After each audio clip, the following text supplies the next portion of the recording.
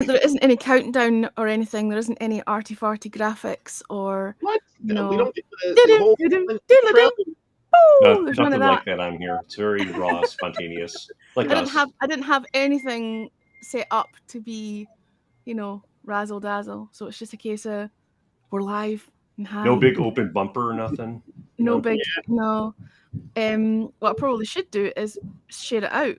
And I've completely forgotten how to do that. I think I need to go into each thing, don't I? I need to go into each individual thing. I need to go into, you know. Shout out word. Yeah. I think I need to go into. So we can check. And do you know what? I won't do it on here. I'll do it on. There we go. You're now live.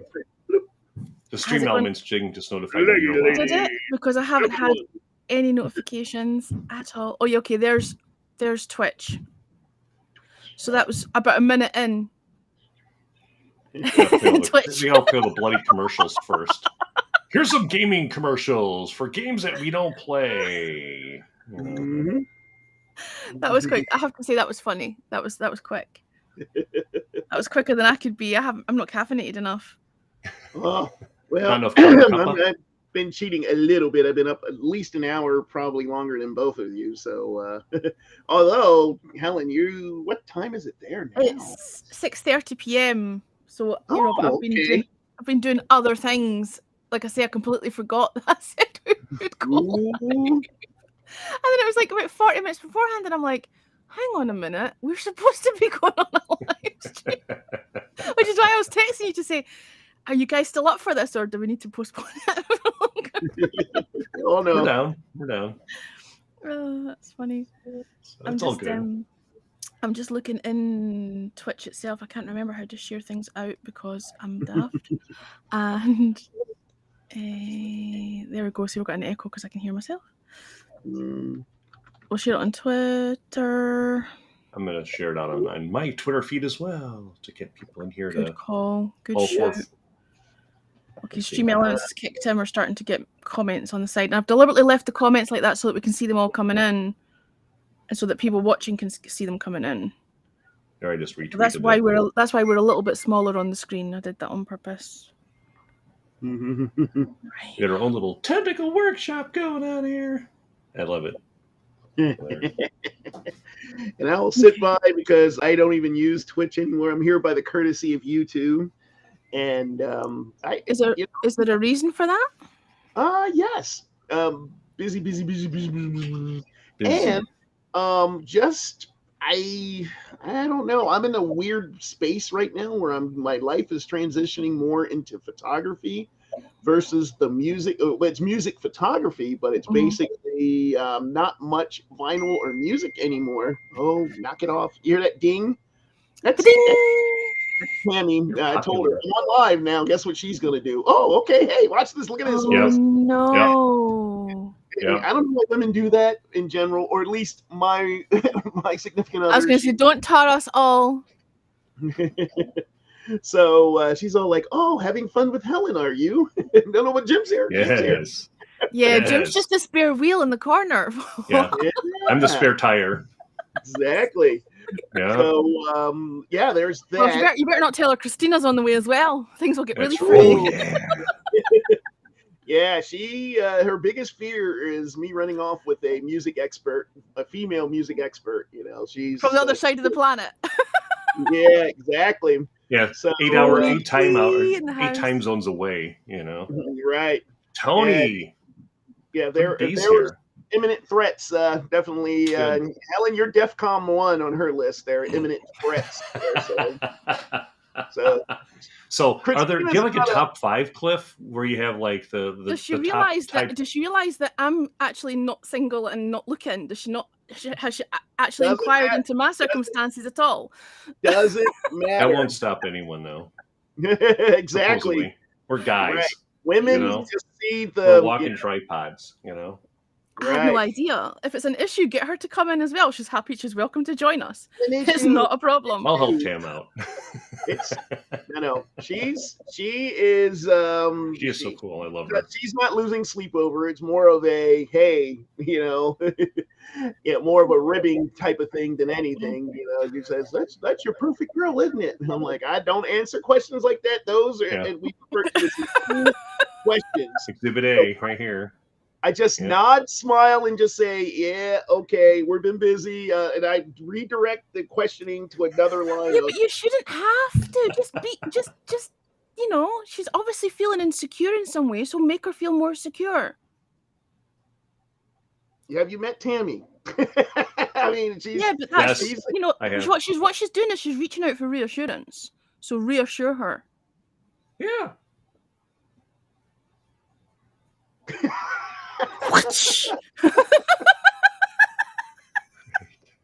I knew anything about relationships, I know to just keep your eyes to the ground, nod, and just say yes, anything you want. That's not Prof. That's not true.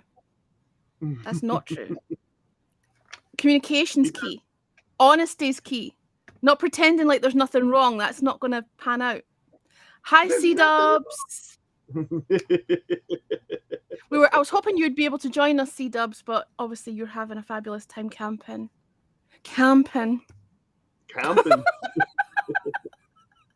On the road again. It's like regular camper is a glamping. We have like the upscale camper and stuff. Glamping. I feel like the conversation just went completely flat. No, this on contraire, mon frere. Tam shouldn't feel bad about. My wife's like right upstairs, and my daughter's upstairs. Like it sounds like they're adding on a second floor to our house. There's this boom, boom, boom, boom. If it's any consolation, we don't hear that. That's we're not picking it up on the mic or anything. I hear it. So I said, hey, there's a bunch of garage sales down the street. You guys should go out. They still haven't gone out. Hint, nudge, nudge. Yeah, they're not going out. They're staying right upstairs.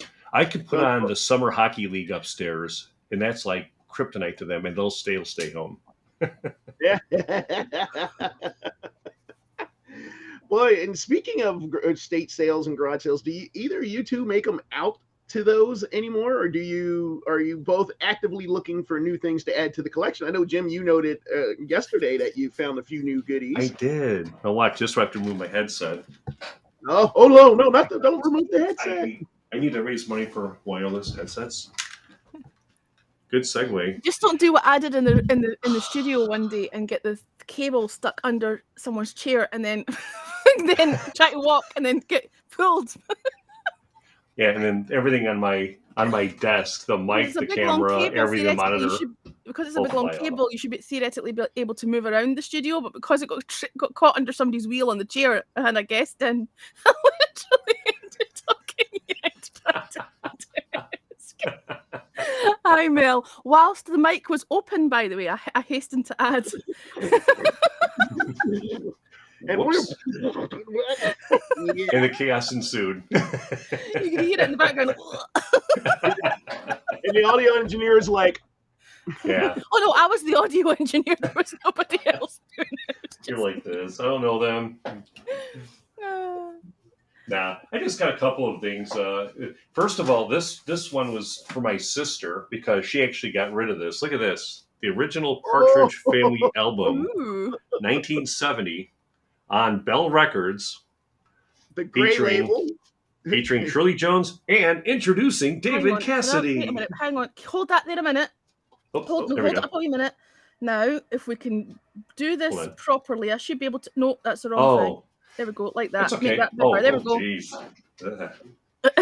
Hold it up, see properly. Yeah.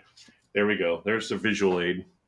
Partridge Family album from 1970, right there. On remarkable vinyl. There's your back album cover featuring Shirley Jones, of course, and of course the one and only David Cassidy. Rest in peace. That's cool. Yes, still dead. And what kind of condition is the actual vinyl? It's actually $1. $1. It is an estate sale in Barrington, Illinois, and no sleeve, so just the record. But as you can tell, zero scratches to speak of, which tells me that this album was not played a lot because it was the Partridge Family. Rubbish. It's rubbish. But it's fun rubbish. Okay, let's see if I can stump the experts. Bell Records was originally founded in the late 40s by a gentleman with the last name of Bell. and it was known as a children's label at the time. It morphed into a pop label, morphed into doing other things. But in the mid-70s, they felt that it was an antiquated look, so they renamed it a different label name. Can you guess what it's now known as? Polydor? No, not Polydor. I was looking by the logo, the label. I'm trying. Can we see the logo again? Can we see the logo again? Here we go. It's a bell. Ding, ding, ding. Stand by. It's not just a bell, though, is it? What's the font like? Hang on. Here we go. For those of you scoring at home, there it is. That also was the U.S. home of the Sweet, Gary Glitter, and here's the big hint. The gentleman who started his career on that before the change happened in the early 70s. Clive Davis from Columbia Records got named to head up that label. So I'm gonna guess Casablanca. Nope, that was Neil Bogart, who was the head of Buddha Records for a while, who brought us. Oh my God! Yeah, Buddha had Mungo Jerry, didn't they? Yep. But so it transformed over to Arista Records.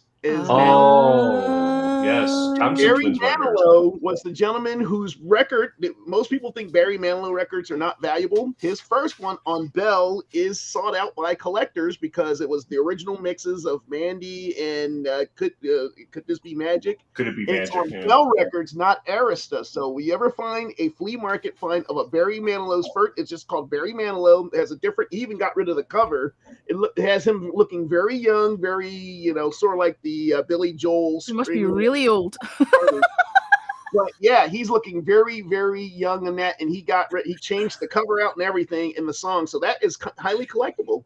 And wow. I think I probably have one sitting right here next to me. So please take it away and see if I actually have one sitting right next to me. So anybody who wants to burgle the professor knows exactly what to seek out. Yeah, stump him.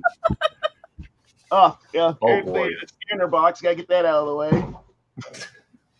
I want my living room to look like Cliff's wall there with all those records. I know, it's very cool. It's terrible, man. It's terrible because I just don't have the room for that, but it looks very cool. That was my transition. I was talking to you guys earlier is because I'm thinking I'm transitioning out of the vinyl and into photography. So if any of you folks want to make some great deals or come over to the house and take away some of this, most of this, if not all of this, hit me up. Wait. You're getting ready for your records? Yes, I am. What? Yeah. Cliff. A couple of different reasons. Number one is that I'm almost 60 years old, Jim. I don't care. So am I. Big flipping deal. Matter of fact, I'm listening to more vinyl I'm just saying. Honest to God. I mean, I'm happy for what you want to do. Hey, Mr. Twiz. Hi, G-Balls. Hi, Tony on Twitch. God, hi, Mel. I mean, okay. I'm shocked. Anyway, yeah, because it's just. I want to have a rummage through everything. Me too. I'll fly up to Arizona. I just need to have fun when we get that crap home. Yeah, I didn't. Well, over that. We'll need to raise a GoFundMe for a flight to get over to have a rummage through your vinyl collection. Ellen, you want to be on? You and Jim will argue over the ones to my left where my turntables were because that's where all the mixes and everything else is on that side. Really? So that's where all the extended mix singles, all the 80s really good tasty stuff is over there. Paper rock scissors.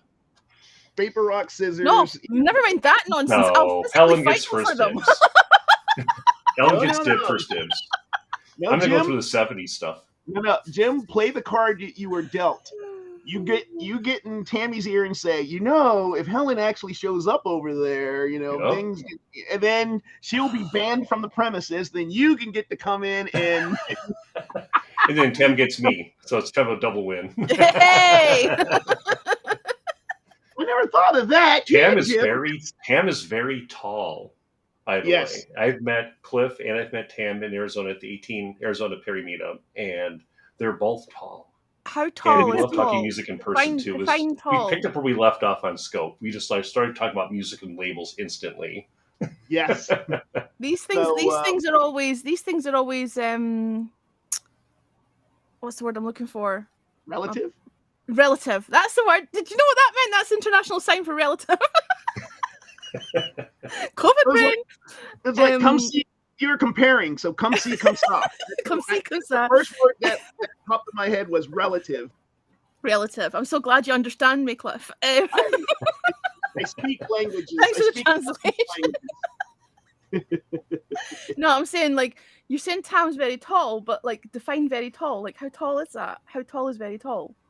Almost 6 foot. That is tall. Yeah. That's tall for a girl. That's awesome. Love it. For a woman.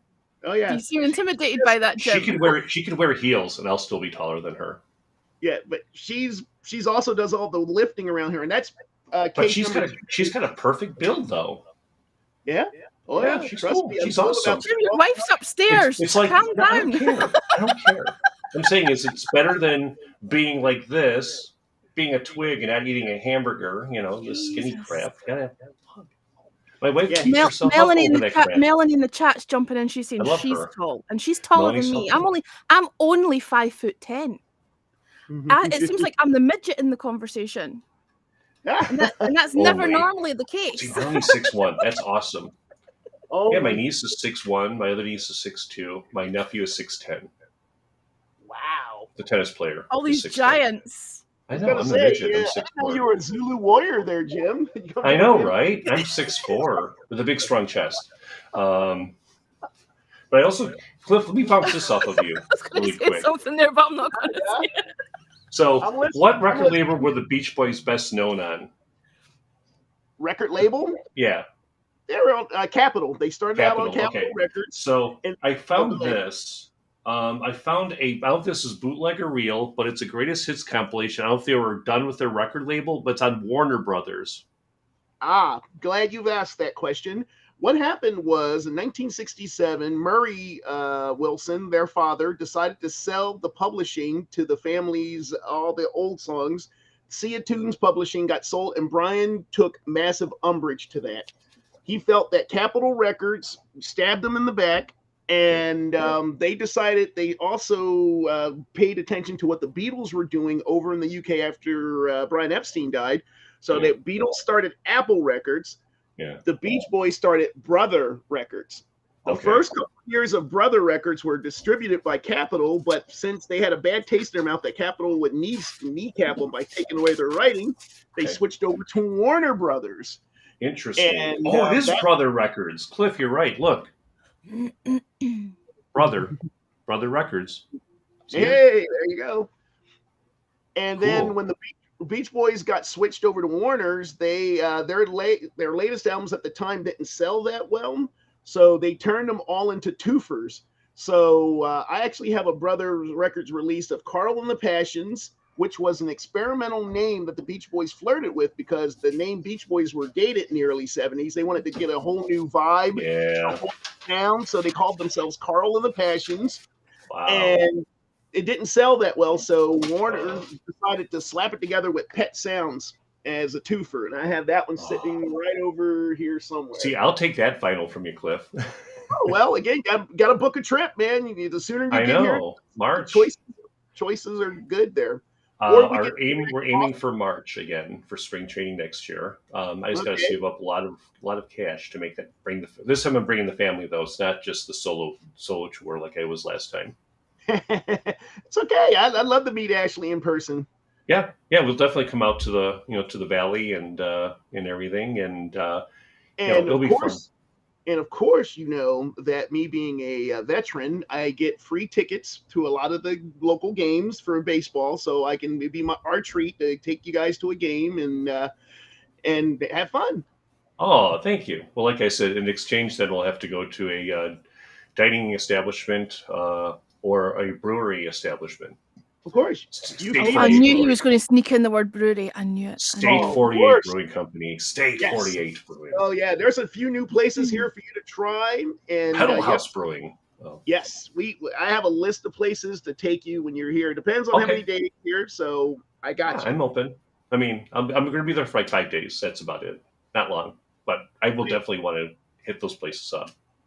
Okay, and you will definitely want to have to rummage through your vinyl. I was going to say you save one whole day for the house because not only is it this bedroom, there's the garage at the end of the house, and then there's the middle garage full, and then the laundry room and that is now filled with vinyl too. I've been buying estates and stuff lately, so I've been a busy boy. I'm happy you're doing photography, but I'm just bummed about the end of an era as far as the music thing. I mean, so many people on Periscope and on Mixcloud, it's been 50 years. I mean, it's I don't want to get to the. Oh, what was that? You grew up with all of this. I mean, this was your passion. I mean, when you told us about your dad and your family being, into music and stuff, and it's just changing though. I mean, it's not going from tactile vinyl; it's going to images. And I bought this gentleman's father's estate. Who? Let me see. Do I have it right here? So I should have set up better. I'm like, if I could pan right or left here, you'd see the notebooks and notebooks and notebooks of slides and negatives that I'm just besieged with right now. Yeah. And I think it's more important for me to digitize that guy's dad's stories and images, as well as my own, as well as a few other Popsy and a few other photographers, get them out into the world digitized, than it is for me to hold on to all these records. I feel I have a higher calling in that direction than this, because these records, everybody loves vinyl, and these will all find homes just like that. I know, but the pop and the hiss, the joy of putting a needle down on a record, whether it be for the 100th billionth time or the very first time. The drum beats go like this. Put up volume, pump up volume. But you know what I'm saying, though? I mean, being able to hold on to a record, and to read the liner notes and everything, and or telling the tale of my most important record I ever owned or have found. Ooh, let's pull that one up. Here, right? Let's see this. Okay, this one was. Wait a minute. We need to. Stand by. This was the collection that had me stop record collecting for about 5 years, because I always told myself if I found the holy grail of all holy grails, I would quit. It's something I told myself in my 30s or so. Okay. So rewind the clock back to a place I used to work at in Sonoma County, California, called The Last Record Store. Now, a gentleman comes in and gives me a call, or actually he came in first and said, "Hey, do you guys buy records?" And I'm like, "No, we just look at them." No, seriously, we do buy records. He said, "My transmission is taking a dump and I need to sell some of my records to make money." And I said, "Well, what kind of records do you have?" And he said, "Well, I got mostly 78 RPM records." Now, for those of you who are not familiar with 78 RPM records, they were made from the turn of the last century all the way up until about the mid to late 50s here in the States. In India, they made it all the way to the late 60s, but here in the States, they were a done deal by about 1958. So anyway, they did not encompass the latest, greatest, and hottest music. So their collectability is slim to none. So wherever you go to the estate sales and you see 78 RPM records, unless there's old dead black guys on the cover, stay away from 78 RPM records. Don't believe the hype. Glenn Miller, Bupkis, not worth anything. Okay. So anyway, I digress. The gentleman says I have 78 RPMs, and I was kind of lukewarm about it. And he said, "Well, why don't you come over to the house, check it out, see what you can find?" And I'm like, okay. Well, at that same particular time in the early 90s, or it was mid 90s or so, Ren and Stimpy were being huge. I don't know if you guys remember Ren and Stimpy and those guys. Yeah, Nickelodeon. There is a composer who was known as Carl Stalling. He was the guy who did all the Looney Tunes cartoons, like the Bugs Bunny, Daffy Duck, and all those, the music scores for that. Mm-hmm. He was heavily influenced by a guy named Raymond Scott. Now, Raymond Scott, whose music was all composed on piano for different type of instruments. So the great jazz drummer Art Blakey once said that reading his music transcriptions was like fly shit on paper because it was that percussive and that weird. So trying to get the rest of the musicians to play things that were written on a piano were impossible. But they were nutty as, nuttier than squirrel shit. So at the time, I was watching Ren and Stimpy. I love the music in the background. I'm like, boy, what is that catchy, crazy, quirky, 30-ish weird jazz shit? And it was Raymond Scott did the transition. Now, if you guys ever watch the Bugs Bunny cartoons, And whenever they're building something, what's that little lilt that they play? They go dun dun dun dun dun dun dun dun dun dun dun dun. Well, that song is known as Powerhouse. And I was looking for that particular song at that particular time because back then they didn't have an internet, guys. I'm old, okay? I couldn't just go to eBay and say Raymond Scott Powerhouse. No, I had to wait for it to fall out of the heavens and land in my lap. So meanwhile, I go to this guy's house and we're sitting there bullshitting, having a little wine, having dinner, and we're just being two music nerds together. And I just casually mentioned, oh yeah, well, I've been looking for Raymond Scott. You have any of his stuff? He says, oh, hold on a moment. And he gets up out of the chair and he darts and looks a lot like this room, but 10 times messier. So I hear this banging and crashing around in the closet, and he finally comes out with this guy. And if you want to zoom in on it, I take a look at it, and I don't know how we make us. I don't know how we take us off the screen completely. Like that's okay. It's okay. I'll hold it even closer. Look at that. You can read what it says. There you go. I'll tilt it like Raymond Scott. Well, but read the top of it. It's backwards. Hang on, you're backwards. Says, I don't know if I can fix that. You found the secret message. Play the maybe if you play the record backwards, you'll get the. Well, to help you out, it actually says for the Malloys. Wow. That used to be my last name. Are you kidding me? Always Raymond Scott. So this is the universe saying, not only am I going to give you the record you've been looking for, but I'm going to put it in this special leather encased edition with your name on it, with the song you're looking for, which I opened up and it's right there on top. Powerhouse. And look at that too. And is it a 78 RPM record? Yes, it is. Oh my God. I have 78s also. But I never played them in my life. Read the inscription again, Cliff. Read it again. It says, for the Malloys, with best wishes, always Raymond Scott. That is so cool. Now, no, that's not the best part of the story. The best part of the story. I'm like, what? Yeah. The best part of the story came where I went to get it from the guy. I was like, well, how much do you want for this? And he's like, not for sale. Not for sale? Oh, no. What the hell? You're going to dangle that carrot in front of me and yank it away? He says, sorry, I don't sell these records. I'm a big fan as well, and that's that and this. The rest of that meal, you could cut the tension with a knife. And if you know one thing about record collectors or any type of collectors, if you hold the golden carrot in front of them and you take it away, there's going to be some bad feelings there. So I had to slink home with the tail between my legs, and I was just like, damn. About a couple of weeks later, I'm in the record store still stewing over what happened, and this homeless guy comes in with a milk crate full of records. And he looks at me and goes, you look like the type of guy who would appreciate music like this. Sets it on the counter and walks away back into the rainy night. And I'm thinking, that was strange. And I'm starting to go through it, and I noticed it's a bunch of 78 RPM records. Nothing jumped out at me and waved at me. Yeah. So I'm like, I don't want to throw them away, but I'll call the 78 guy. I mean, there's still no hard feelings. I mean, record collector guys, we can get past our egos and stuff. So I call him up and say, hey, blah, blah, blah. And you want to hang out for dinner again? I'll bring these records over. Some old guy just left on the counter. He's like, yeah, sure, no problem. So we go back over to, I go back over to his place. We start going through the records again. And he's looking at them this time with me. And all of a sudden, he gets a look on his face that I had a couple of weeks prior.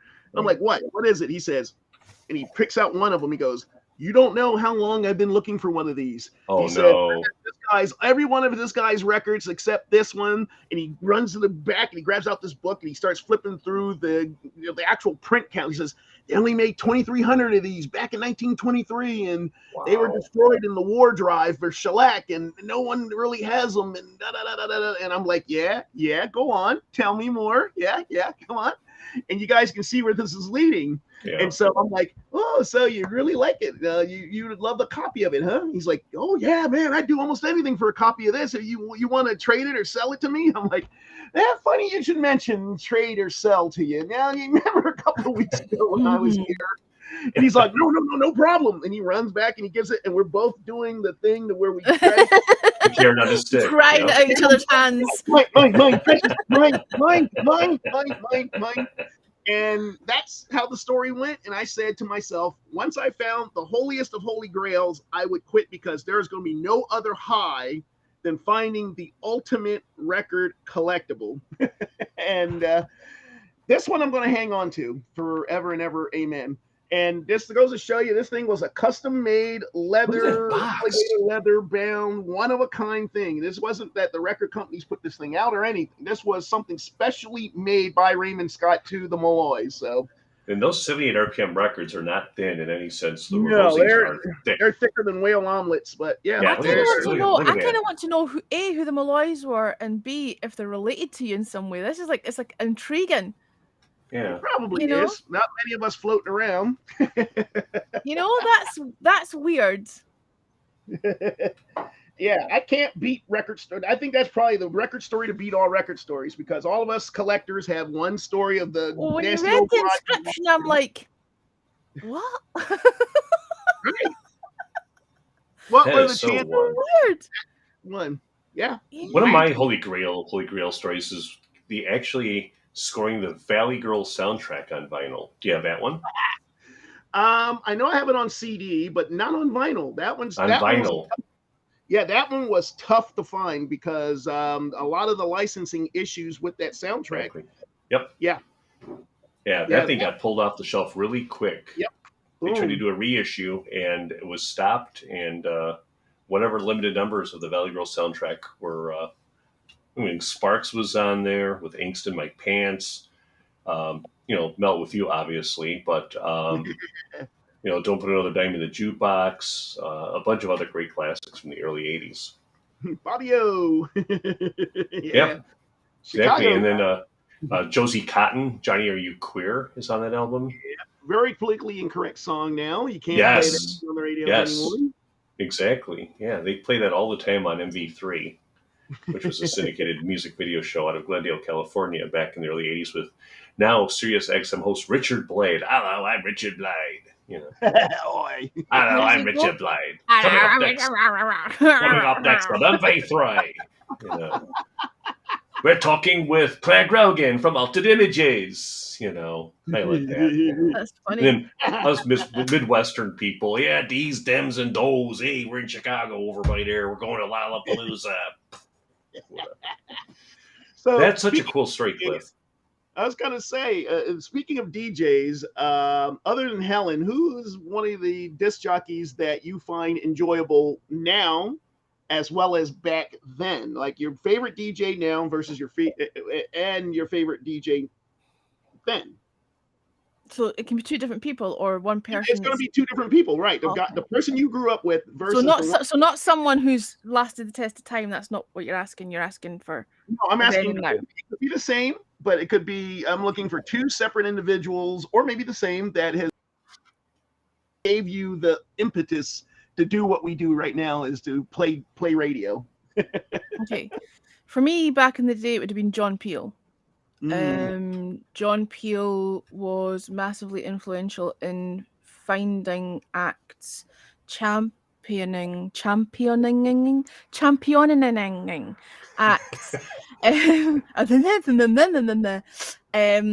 acts who wouldn't ordinarily have got radio play. He played what he liked, and that's all gone out the window. There will never be another John Peel.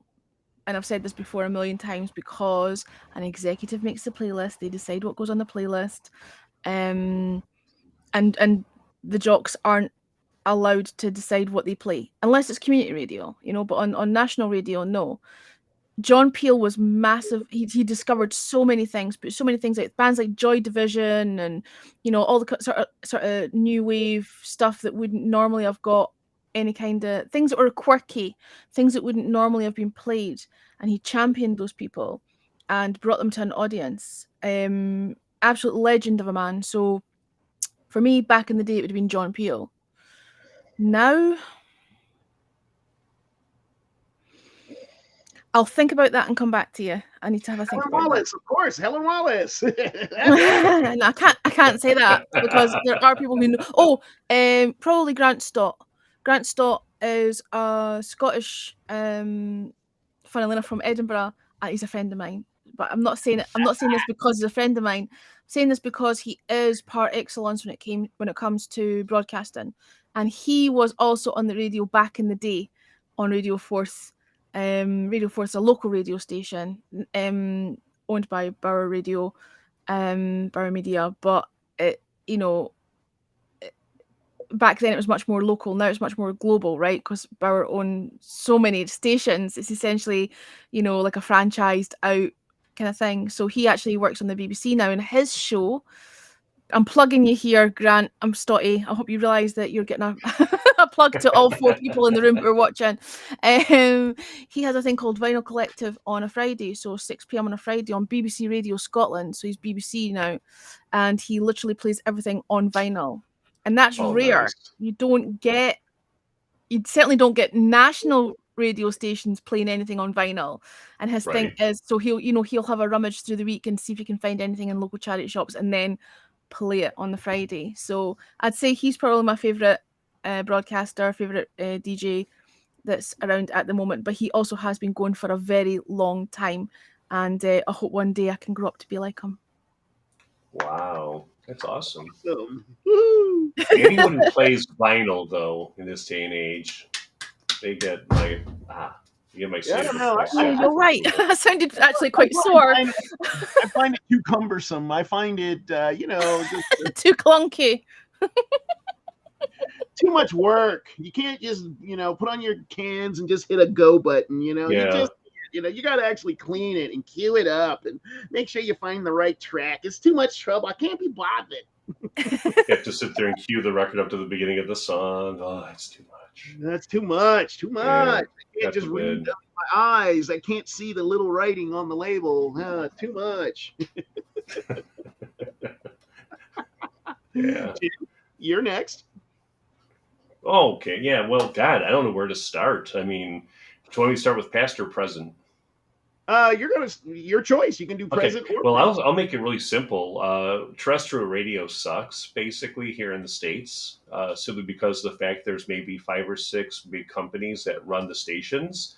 Even if you go to college radio stations, they're trying to emulate corporate radio, so they can be successful when they get into the world where there's only 4 or 5 different corporate entities that run all these bloody radio stations playing the same homogenized playlists, very short ones at that, and a lot of garbage. But that's not to say that there's online or others who are influencing me, or there are some who basically tried to beat the terrestrial radio system and lost, unfortunately.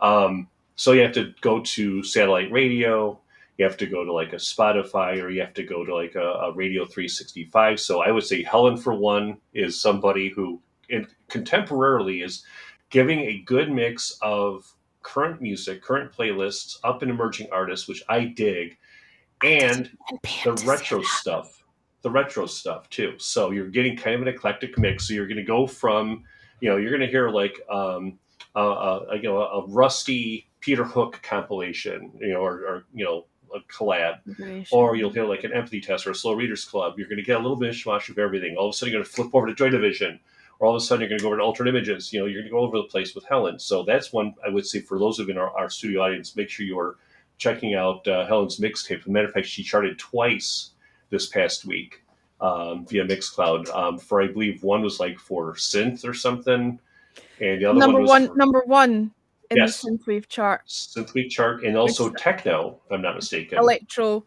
And the thing is as well, there's a global chart and there's a trend in sort of UK. So obviously it's higher trending in the UK, but the stats that I had given out were the global charts. Yeah, and then her show last week was number 1, or is number 1 right now. So I should put it in there. Yes, current one's number 4, and the previous week got to number 1. That's right. Yeah. So Helen is like an example. I'm feeling big-headed or like cocky about that or anything. Everyone's like, okay, Jimmy, wipe that brown stuff off your nose and stop kissing up and sucking up all this crap. Okay, no. No, I this is where I appreciate get it. real. Do you There know was a what? place. I want to just say I do always appreciate the kind words. You are very supportive of the show, and you make a point of vocalizing that on social media quite often. So I do appreciate that, Jim. Thank you. I'm just pissed that I'm at work when you're live. I mean, when I worked from home, it was open season. I could do whatever I wanted, and I got away Exactly. I with it. miss those times too. When Cliff was on Periscope for 2 hours, 3 hours, he had bonus coverage or whatever. Guess where I was working? You guessed it, eating Oreo cookies and working on the stuff from home. But that never came to fruition. Now I have to actually be at the office and do stuff, so I can't join Helen live. But I do listen to the replay on my Bluetooth speakers and play it very loudly out on the Catalyst patio when I'm doing yard work or just reading through stuff or whatnot, or eating or making fun of our neighbors who shine very bright lights into my broadcasts when I do Catalyst on Wednesday nights. But the other one who I really liked, there's a gentleman out in Southern California. He works at KCRW in Los Angeles, a small independent, non-commercial station, a very low power station. But he was on a station called Indy 1031 out of Los Angeles. Indy 1031 was trying to be the counter programming alternative to K-Rock. K-Rock is known in the States as a very popular, was the new wave station in the early 80s. They were playing like the Plimsouls, they were playing the Sex Pistols, they were playing like Devo and all of that stuff. And they thought they were rebellious and cutting edge out of Pasadena. It was a low power station. And then corporate radio got hold of them and basically got rid of a lot of air staff. They brought in some new people who were a little bit more, programmed to sound corporate, and they played very small, tight playlists, and it just got to very homogenized, very predictable, tight playlists. And it never became cutting edge or daring. Indy 1031, this is like 2003. Radio was already dead in the 2000s to me. I was getting stuff off of Kazaa. I was getting stuff off of Napster. I was getting stuff off of, LimeWire. I was just downloading stuff illegally, everything, allegedly, back in the 2000s. And it got to the point, allegedly, Rusty gets like ready to go through. I remember you back in 2003, you lousy, not you. Sorry, Rusty. But anyway, I do have vinyl love from you guys. But anyway, I digress. So basically, Indy 1031 decided to be the counter-programming or the alternative to K-Rock, because K-Rock kept on playing Blink-182, SR-71, the same stuff, Weezer, every song over and over and over. Indy 1031 basically was no filter. It was a terrestrial radio station. They had this great cutting-edge formats. They had Jonesy from the Sex Pistols, Steve Jones, still, Jonesy's Jukebox it was called, and he did a morning show. And they had a show called Retrograde with this guy who's known as Dred Scott. His real name, but his real name is Scott Davalo, Dallavo, and he's still in KCRW now. But he plays a little bit more of an eclectic mix of newer and older music. But literally, he would go on and play Heaven 17. He would play The Jam. He'd play Eaton Raffles from The Jam. He'd play Penthouse and Pavement, or even he'd play like. Crushed by the Wheels of Industry, or he'd play some really obscure deep cuts. He'd play like the Chameleons UK. He would play like all this old stuff, like stuff you wouldn't hear on regular radio, and he would play it on air. Unfortunately, Indy 1031 lost out to the corporate radio entities. After 6 books, their numbers began to sink, unfortunately, like with a lot of radio stations. And they went strictly online to indy1031.com. So I would stream all of their stuff on my phone wherever I would go. I didn't need SiriusXM because Indy 1031 did this 24/7. They'd play new and old stuff like Helen does, but imagine it streaming where hundreds of thousands of people listen to it. And then Retrograde was on, and they had this other show called Passport Approved, which I think was hosted by Sat Bisla. And it's more of a syndicated show now, but it was originally on Indy 1031. But Scott was one of the guys who really took a lot of those old songs that you see on Helen's Cast or hear on Helen's Cast and brought that to the front. And unfortunately, Indy1031.com bit the dust. Entravision shot the whole thing down in 2017. So it's no longer a live stream. But that would be somebody contemporary who I liked. Old school, I don't know where to start. Exactly. As far as like growing up, I mean, the first gentleman I think of is Herb Kent, who was known as the Cool Jet. He was a guy who played a lot of dusties. Steppin' is like a style of dance music here in Chicago. Yes. He was like one of the people. Is him, Daddy O'Diale, Purvis Spann, the blues man. Those are guys who I looked up to when I was a little kid. As a matter of fact, Purvis passed away earlier this year. His daughter Melody, there's Purvis Spann, the blues man. He passed away. The guy had a great life. He ran a radio station, WVON, which was the first black-owned radio station. It was the voice of the Negro. Yes, it was. In the 40s and 50s. And then the other station was WJPC, which was run by Johnson Publishing Company, and they're best known for Ebony and Jet magazines. And so Johnson you had hair products. Yes, that's right. Afro Sheen and Ultra Sheen. Wait. Afro Sheen and Ultra Sheen Cosmetics. Now, here's your host, Don Cornelius. All right. So anyway, but I loved listening to those guys. There's also Rock Wars here in the States back in the 70s in Chicago. At night, it was AM radio. At nighttime, when the sun would set, there was a thing called skip. Radio station signals would go almost 2/3 of the way across the country, thousands of miles. You could be in New York, in Philadelphia, in Pittsburgh, in Miami, in Atlanta, or Denver, and get WLS or Super CFL in Chicago. Two 50,000-watt clear channel A1 stations that would broadcast for thousands of miles. You could be in Daytona Beach and catch WLS in your car, or you can be in Dallas, Texas and listen to Super CFL. There was like Larry Lou Jack, who was Super Jack back in the 70s. You had John Records Landecker. Steve Dahl was also he broke a bunch of disco records in the late 70s. And Elvis tried to break records. Don't kill me, Cliff. I did break some records I wish I didn't break back in the day. But now you don't care about records anymore. So you're like, have at it. It's okay. No hard feelings. Even those like 100 pressings of that crap. So, but yeah. So I would say Purvis Spann, the blues man, Herb Kent, and Steve Dahl, obviously because he was a funny man. Those guys, hey, Nancy, good afternoon. So Nancy could hear WLS and Super CFL up in Milwaukee, up in Wisconsin. Hi, Nancy. So those are my idols growing up. Wow. Yeah, so you had quite the extensive list, and you've touched on a few things that changed over the years with radio in regards to its viability, because I don't know how it is there where you're at, Helen, but did the FM spectrum get removed there in your country as well as they did here in the States? Because most of our stations are FM stations. Right, because here in America, medium wave kind of. There was AM, medium wave, and FM. Yeah, okay. And most of our stations that are, actual stations, not like internet radio, which is what I do, but actual, right. Ofcom regulated terrestrial radio, Ofcom regulated radio stations, whether that be community radio or whether that be national radio. They're mostly FM stations. Mm-hmm. So there's no more medium wave anymore?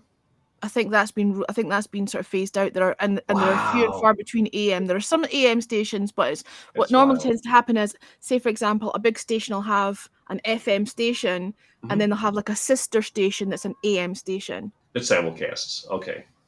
Yeah. Yeah, that makes sense. Yeah, what happened here in the States there during the Reagan administration was the fair broadcasting laws, because back in the day, there was a rule where corporations could not own any more than 3 AM or 3 FM stations total. Yep. Then Reagan came along and went, well, that's not a good idea. And he got rid of that thing. So how did he go? Huh? How did he go? You want my Reagan again? Do that again. That was funny. Nancy. Give me my blue bombers, Nancy. Nancy, Bonzo's been bad boy again. Where's Bonzo? Reminds me of the Genesis video of Land of Confusion, where with the bone, with that spitting image. I love that video. Spit an image, and then Two Tribes, the Two Tribes video as well. Yes, that was the best one. It was the same puppeteers.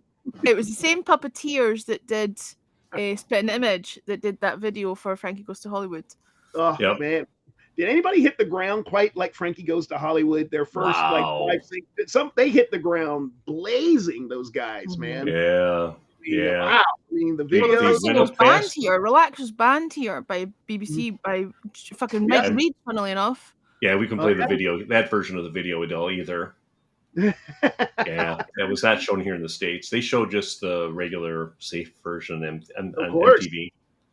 Right. But the rules were that the corporations cannot own more than 2 of each. Then Reagan got rid of that. Then they could, and then it just went haywire. The corporations went in and bought up all the mom and pop stations and turned them all into syndicated little robots. And that was probably the biggest blow against music. People think it's this, that, the third. No, it was that ruling right there that killed radio, right? Deregulation. If Biden wanted to become a great guy, he put that back on the books again and open up the radio stations to be bought back by the mom and pop people. That would change music overnight again to being back very nice and respectable again. But it won't happen. I don't think Clear Channel's getting rid of any of their 100 million stations there. So exactly.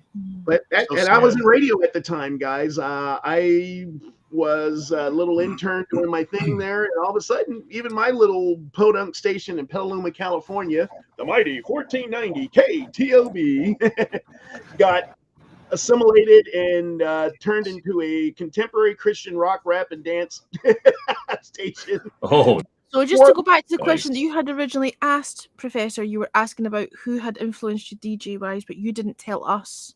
Oh.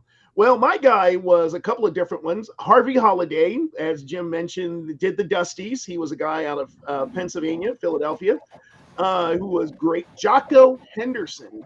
And he was one of the first rap DJs. And when you say rap, everybody's thinking, well, hip hop. No. He actually had a show called The Rocket Ship. Oh, I'm Jocko. I'm back on the scene with my record machine saying, ooh, papa doo, how y'all do? Yeah. So it's like Nipsey Russell. Exactly. Or is it Nipsey Hussle? That's true, but he's still dead. But anyway. He's still dead. Still. So there was Jocko Henderson. There was Dr. Perry Johnson, who was the late night guy on WDAS in Philadelphia, who introduced me to the darker side of music. Because that was back then, I was kind of an AM music listener when I was growing up at WFIL 56. Philadelphia. Is that 990? No, they're 560. I think they're 56. WFIL 560. 990, I think, was WIP. I think they the whip more into sports. And that's the other thing that happened on the AM radio. A lot of it went away from music into talk radio now. Yeah. Either call in sports, call in politics, whatever, and that whole thing went away. AM used to be the bastion when you heard the really weird stuff, man. I mean, like the guys like myself who would go on at midnight and just play. Like, we used to have a bumper sticker at my desk saying, you format diskettes, not radio stations. If you're real old, you know what formatting a diskette is. Okay. I'm just saying, you're showing your age. You know how to format a diskette. You're my kind of person. Funny you're talking about talk radio, because that's always the assumption that people make when they discover that I've got a radio show or that I'm a radio presenter. They assume it's talk radio. Exactly. Never assume that it's music based, and I'm like, well, it's a specialist music based show. There's actually very little talking involved in it, but people are like, oh, if you need a guest for your show, well, it's not a talk show. It's not a right. But that's the assumption that they always make. So strange. Exactly. Like that's become the norm. Talk radio's become the norm, right? And music led radio isn't. It's strange. Well, I think because of the plethora of music that is available to the person now with the streaming services, they feel that they don't need the radio. DJ anymore. They didn't realize how much time we spent on Tuesdays when we got the new releases from the labels listening to the stack of 45s like this and giving it the 10-second listen. And it's like, did this hook me within the first 10 to 15 seconds? Yeah. If not, put it down, pick up the next one. And then we'd flip it over and say, well, is the B side better? Is the A side? I want to push. And then every DJ had a pecking order. The biggest guys got the first pick of the records, and they picked off the really good, clean, really great stuff that was going to be hits. By the time my list came to me, being the late night days, the stack of 45s are like this, and I would always glean off about 2 or 3 a week that I would champion some really obscure songs and things like that. I was a big XTC fan back in the day. Yeah. And the other thing that was hindering my efforts in radio back in the day was that they used to have what they called a parallel import rule. And you guys are probably looking at me like, what the hell is a parallel import rule? Well, record labels like Warner Brothers used to have a rule in place to where if they signed an artist, let's say in this case, it was always groups like Susie and the Banshees, XTC, New Order, they signed them to the US label. Now, from that point on, you as a disc jockey or a record store could not import in any of their recordings on the labels they were signed to in the UK. Hey, wow. So, like in XTC's case, English Settlement, which came out in 1982, the US version of that on Epic was shaved down to a single record. They got rid of half the album, only released it as a 1-disc, 2-disc. Wow. And if you play any of the songs from the 2-disc version, you risk having your radio station. The FTC would come in and give you trouble. Oh, wow. The FTC. They would come in. They could shut down your record store due to pirating violations. We actually had guys from the RIAA would go around to record stores looking for parallel imports. It was that. Are you bad. kidding me? Yeah. So they were that anal about it. Yeah, we're that anal about it. I lived in the Bay Area, so it was not much to drive 60 miles north from Santa Rosa. Them coming in and checking. They would whip out their badge and say, all this stuff is contraband. They pick it up and carry it out with them and you'd out the money and the product. Wow. And so Just there was a while. People don't realize what us record store guys went through back in the day to give people their taste in music. Right. So groups like Susie, I had to pay about $24 cost to get those CDs brought over here to the States, where I could have to sell the same CDs for $60 or close to like $40 each. Somebody would pay me for a copy of like Tinderbox or English Settlement, the double disc version. And back then, the English Settlement CD, that running track time was 70 minutes. They had to shave off a couple of songs for it to fit on the 1 disc. So you still didn't have the full album. Prince's 1999 had the same issue on a single disc. It was DMSR, the song Dance Music Sex Romance. They had to cut it off the CD originally to make it fit onto 1 disc. Onto disc, yep. So it was record stores and radio were real different in the late 80s, early 90s. So people didn't realize that folks like myself had to take to just get them the music they wanted to hear. So all that being said, there was this guy out of San Francisco, the Wave, I think it was called, up in the Bay Area. They would play stuff like Fishbone and what was it? Wire Train was another group. I love them. Who else was the other one? Crashing Back to You by Wire Train. Good song. Yeah, exactly. Wire Train. Oh man, I can't. Costello, of course, but that was when Costello was starting to change his sound. Went from the angry young man into the, hey, I'm Elvis Costello. And the two guys who produced Clive Langer and Alan Winstanley, I guess it is, they produced his albums. And when you have Daryl Hall singing a duet with you on a video, you know that they really are trying to commercialize. Only Flame in Town.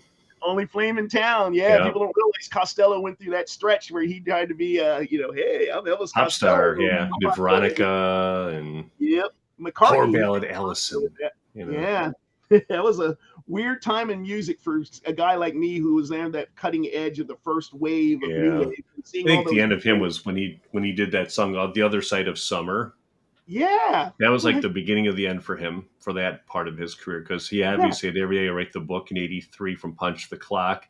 And then after that, all of a sudden, overproduction, and then the other side of Summer video came out. And I felt like I was watching Randy Newman singing "I Love L.A." I'm like, we love it.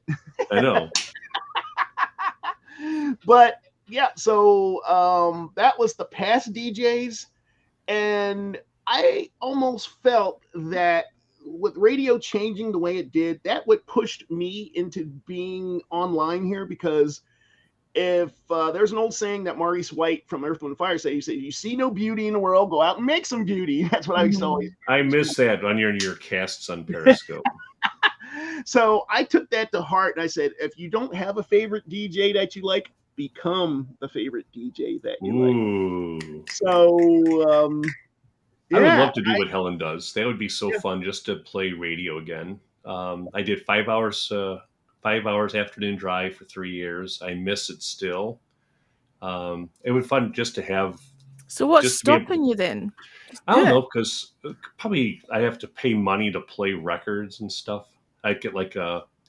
Have you reached out to any local radio stations to see if they've got any, Not really. Place in their radio stations here suck though. Nobody listens to radio anymore. If you were doing something like if you were just doing something on Mixcloud, they take care of all of the licensing on that. You could easily put together something on your own Mixcloud. I should maybe do a Mixcloud thing. But do I need a license to play? If you're talking actual radio, then it's the station that pays for all the PRS and PPL licenses and all that stuff. That's what I was going to ask you guys. I mean, if I do a Mixcloud thing or something like that, do I need to have that license? No, because Mixcloud take care of it. Oh, cool. So I'm covered by Mixcloud. Because then I would do a show like that. Do it. And Nancy mentions in the chat, Terry Hemmert. I met Terry 3 or 4 times. Matter of fact, she came out to where I used to work at the racetrack, and she spun music at the club for 3 hours straight. And she is one of the nicest people. She's as nice and sincere as a presenter in person as she is on the radio. And she's been on Chicago radio for nearly 40 years now. She is pushing 72, 73 years old now. But she has and she's the biggest Beatles fan in the world, hugest Beatles fan in Chicago. Art Roberts is another legend. This is Art Roberts, broadcasting from the Voice of Labor. WCFL Chicago.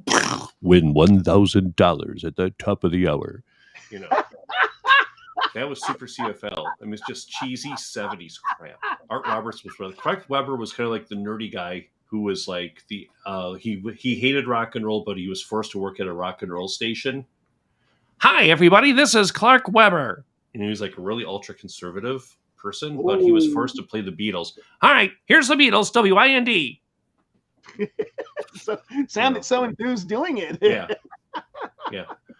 But I am following her as well, Nance. She's truly amazing. But that's what I've always been.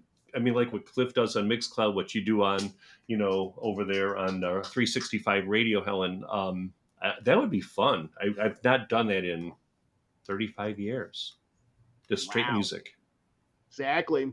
And my thing is that when you're young, you find that you have all this energy and you want to change the world. But the older you get, the more you realize that someone already tried to beat you to it and they failed, and you look at it like, why do I bother? Why do I try? Yeah, naivety is a wonderful thing. Yeah, it is. It is. Because when you lose that. Yeah. And is there a more humbling experience than seeing a hero or heroine of yours doing something so mundane, so simple that all these people we've mentioned, seeing them sitting in this bowling alley with a little microphone in front of them, you're thinking, when you hear them on the air, you think that they're these larger-than-life personalities, that they're these great people with this entourage of people fixing them up and moving them around. They drive up in a limo. Then you see them getting out of a 20-year-old car carrying an old card table, beat up, laptop full of their music. They set it up in the corner of the building, and no one else knows who they are. You're the only person with the mile radius can point them out and go, hey, aren't you so-and-so? And they get the look on their face where they can't quite believe you know who they are, but and then that little recognition going like, oh, somebody recognizes me now. And nothing more humbling saying there that I thought this person was God. I thought this person was the greatest. Yet seeing them in a humbling type of situation like that, it makes your own reality crash down around you like, I thought this guy would be worth millions, and he's He's worthless. He's a bum. I have to buy him a drink. He doesn't have enough money to cover his own booze, and you're thinking he's no different than us. I know he's worse than us. That's the thing. We have and worse in some cases. We're yes. dressed nicely. We have a mortgage. Yeah, in some cases, we are better off than them. He has right? nothing except old stories about what ifs and what happened whens, and how they were wrong throughout society. And God. Yeah, there was a reality chick that I went through similar to that, Cliff. As I mentioned, Terry Hemmer from WXRT here in Chicago, which was an adult alternative, I would say like a adult alternative station here in Chicago. And she hosted Beatles Fest for like 50 years over at the Rosemont Convention Center here in Chicago. But there's another guy, Larry Lujak, who's known as Super Jock, who was in Chicago radio. He passed away maybe 15 years ago. In Chicago radio for 40 years. Legend. He did Animal Stories with your little charming old delightful Uncle Lair. I have a couple of those on vinyl if you want to buy them. But Larry Lujak was like you said, he must be driving a big limo. He must be dressed to the T's. He's super, rich, and he's driving a nice house and everything like that. Shows up at the racetrack I worked at. He was it was like for the we were doing a fundraiser for the Variety Club, which is helps the kids out and everything. And Larry Lujak shows up, and he's my childhood idol since I was like 6-7 years old. He shows up in this flannel shirt, smelling like smoke, shirt unbuttoned down to his navel with a chain. He's wearing a cowboy hat. He's wearing cowboy boots and these ripped up jeans. Woo! Hello, Jim. How are you? And I'm like, Larry. They said, can I sit down somewhere? I'm like, yeah, sure, Larry. Like, I'm just tired and I just don't want to be here, really, to be honest with you. Do I have to go out there and talk to people? He's up in the control room with me. I'm like, you do whatever you want. You can spin up here. Would you mind pushing the buttons for me? I'm just going to talk to people. I'll just pick the records. You can just put them on for me. Sure. Okay. No problem.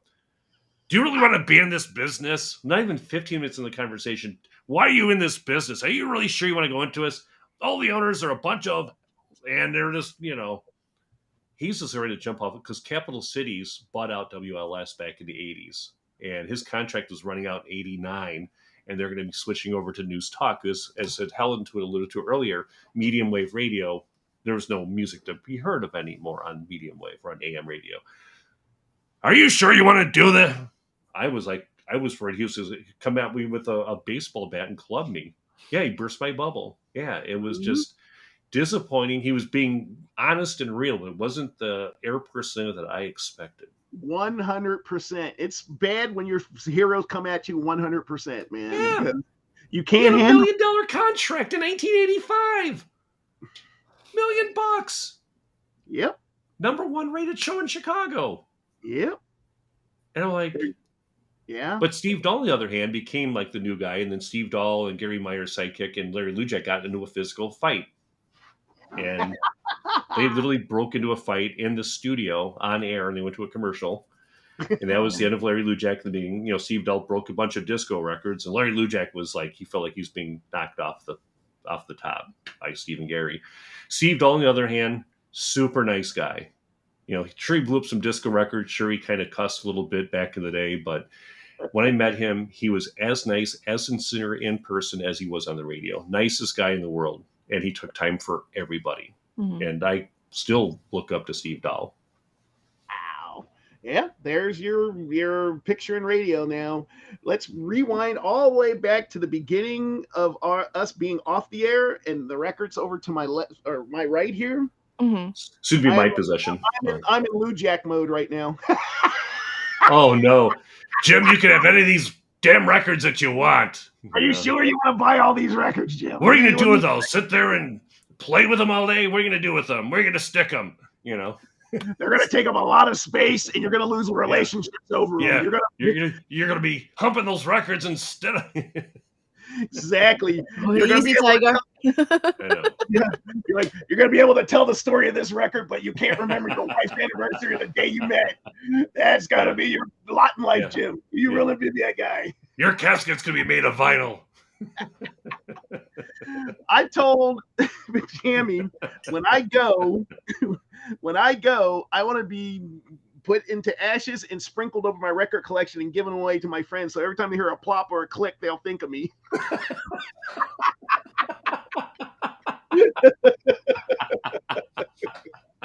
But Right? I get dibs on the records first. Before that. You're going to be hearing a lot of me. I'm going to need a cargo plane to fly all those records to Chicago. And I'll have to annex the public storage place down the street. Lake Cook Road. Yeah. And that's the other thing too, guys. Medically, I'm to the point now where I'm going to be filing for disability next month. And the knees are shot. That's the other. I can't carry them. That was another one of my promises. If I get to the point where I can't carry records anymore, it's time to get rid of them. Yeah. And I made it to that point. You know, it's there. I can't even pick up a stack of 10 right now and walk across the room with them without just, you know. Oh, I'm sorry. Yeah, it takes about 30 seconds for me to stand up now. So that's why you I'm so sorry. up anymore. So it's okay. This is things that the knees need to get fixed. Right. Negatives are a lot easier to carry around than vinyl. Right. But are you going to get your knees looked at or at least taken care of? Oh yeah. They told me I need to get the surgery done. They would have done it 2 years ago, but I got to be able to get back into my Speedo. That's the and I'm having intermittent successes, but a lot of truthful.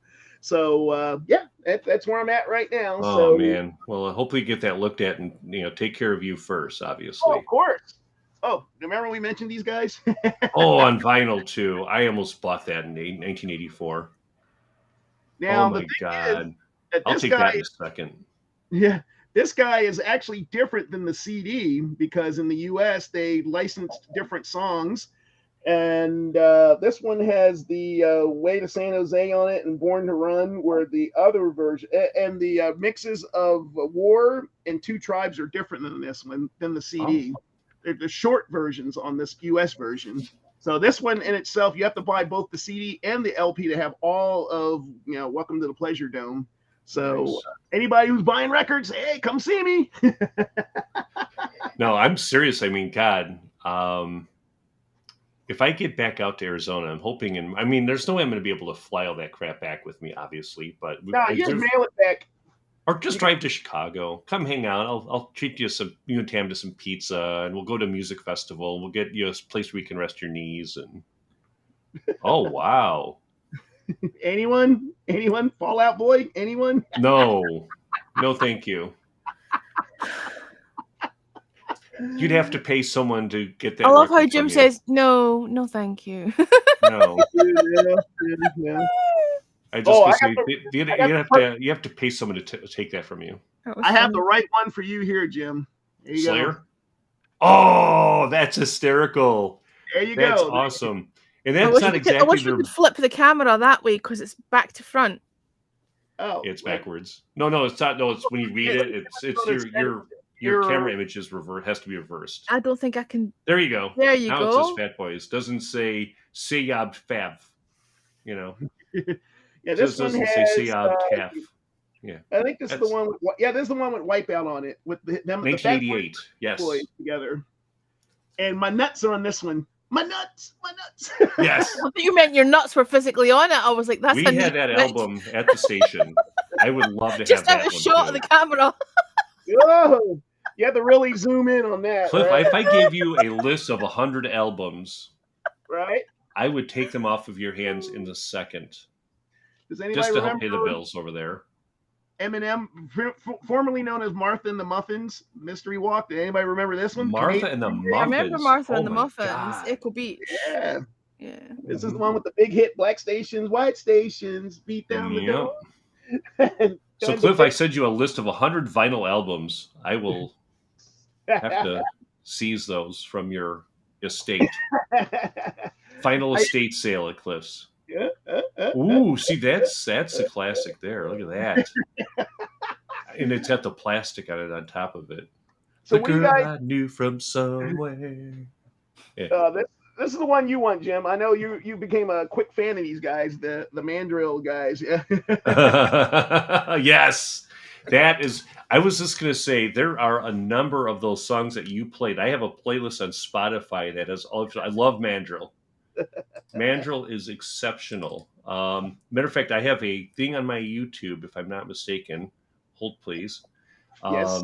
That is a playlist of all of your jams from your Periscope days. And let me see if I could. I'm going to read a bunch of these songs. Will you show some more vinyl while we do it? Look at that. Mantronics is another great one. You ever hear these guys, Helen? You ever? No, but it looks like it's never been played. Is it still sealed up? It looks like it's still early electro. It's super good, Helen. You would love it. How early? This one came out 70. Oh no, this is 85. 85. Is there an older one? That's not that early. There's an older one. It's older.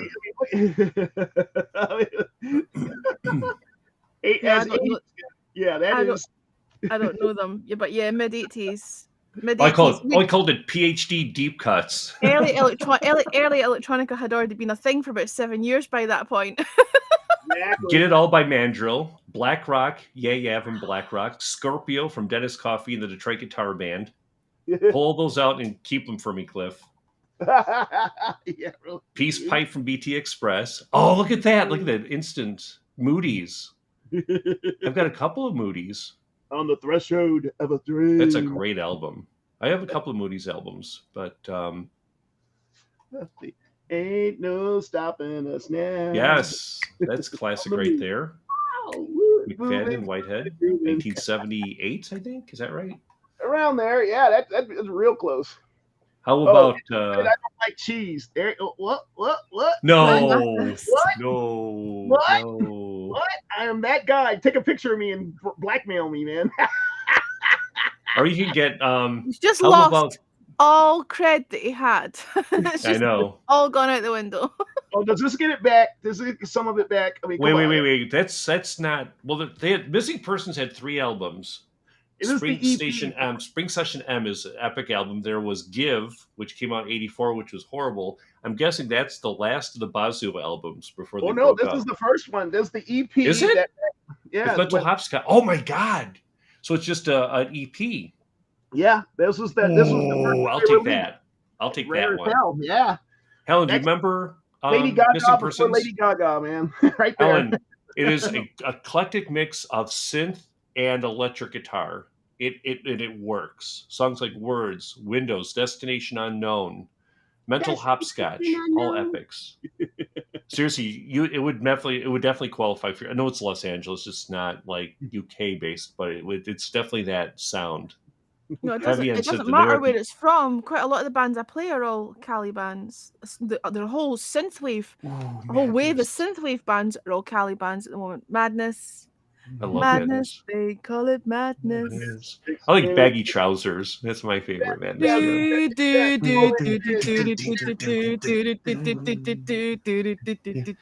Don Cougar. Baggy trousers. Baggy trousers. Baggy trousers. And they're on the Young Ones too. I love when they were on the Young Ones. Did you get the Young Ones over there? I love the Young Ones. I grew up on them. I was having a conversation, Malcolm McLaren. Cool. I was having a conversation with someone the other day about Black Adder. Now, I don't know if you guys know Black Adder. Ron Atkinson, yes. Now, Black Adder was written by Ben Elton, right? Mm-hmm. As was the Young Ones. And I was trying to explain who Ben... Because obviously I've got all these Ben Elton novels behind me. I was trying to explain who Ben Elton is. We were having this conversation about comedy and Blackadder, and like none of the people I was speaking to had ever heard of Blackadder. I'm like, oh my God, you have to check out Blackadder. Blackadder and Young Ones was and just the Young Ones were just I had no idea that you had that over there. I want that one too, Cliff. But went with Hocus Pocus by Focus. Yeah. Hocus Pocus on that one? By Focus. Hocus 1973. I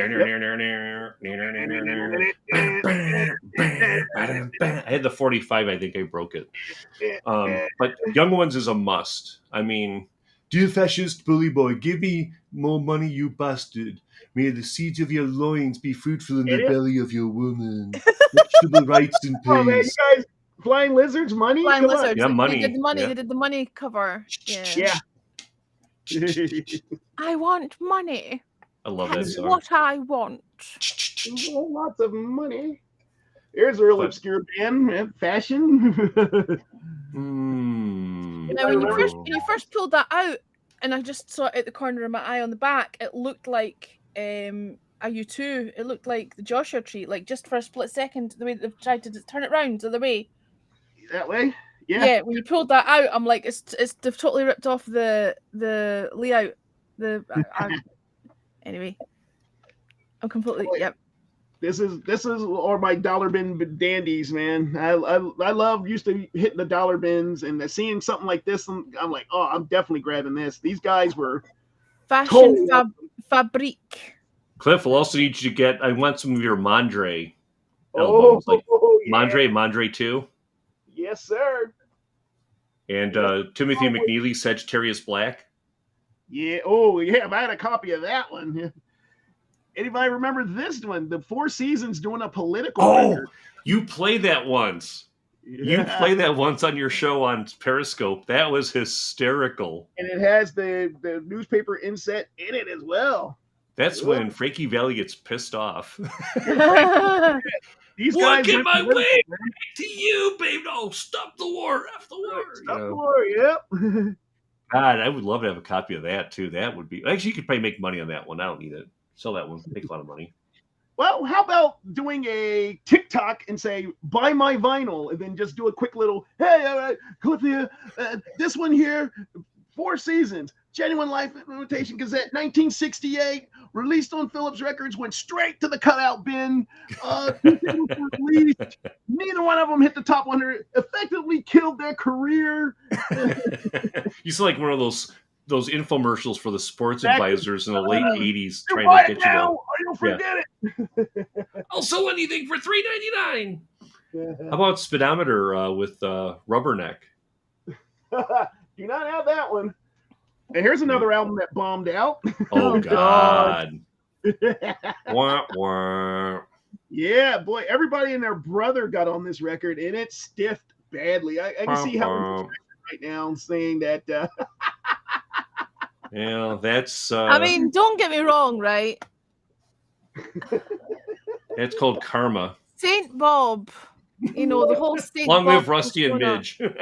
Sorry, but back to you. The Boomtown Rats were a bit shit, right? As a band. Bob Geldof himself as a solo artist. The best thing he ever wrote was Do They Know It's Christmas, and he fucking co-wrote it with Midge. Well, let's say that's why karma. Yeah. That's why you love Rusty and Midge. It's another one for Jim right here. For her pleasure. Yeah. Yeah. That's all for her pleasure. Full force. I also like when you played that remix of Kelly Watch the Stars. Oh, I would love to play that one.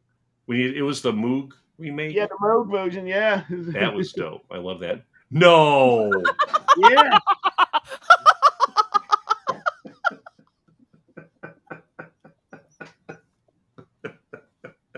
That is not. Oh my God! You won it. I know you won it. I may want that one. You can make a ton of money on that one. Yeah. Oh my God! I'm dying. And then the Prince proteges, the family. The original I remember you play that. This one. The family, yes. This is kind of a hard one to find now, too. All the Prince fans have soaked this one up. Laura Key would love that one. Who's that? Laura Key. Remember Laura Key from Thunder Crew, Realty Goddess from L.A.? She would be all over it. She's like the biggest Prince fan I know. Anyone? Foreigner?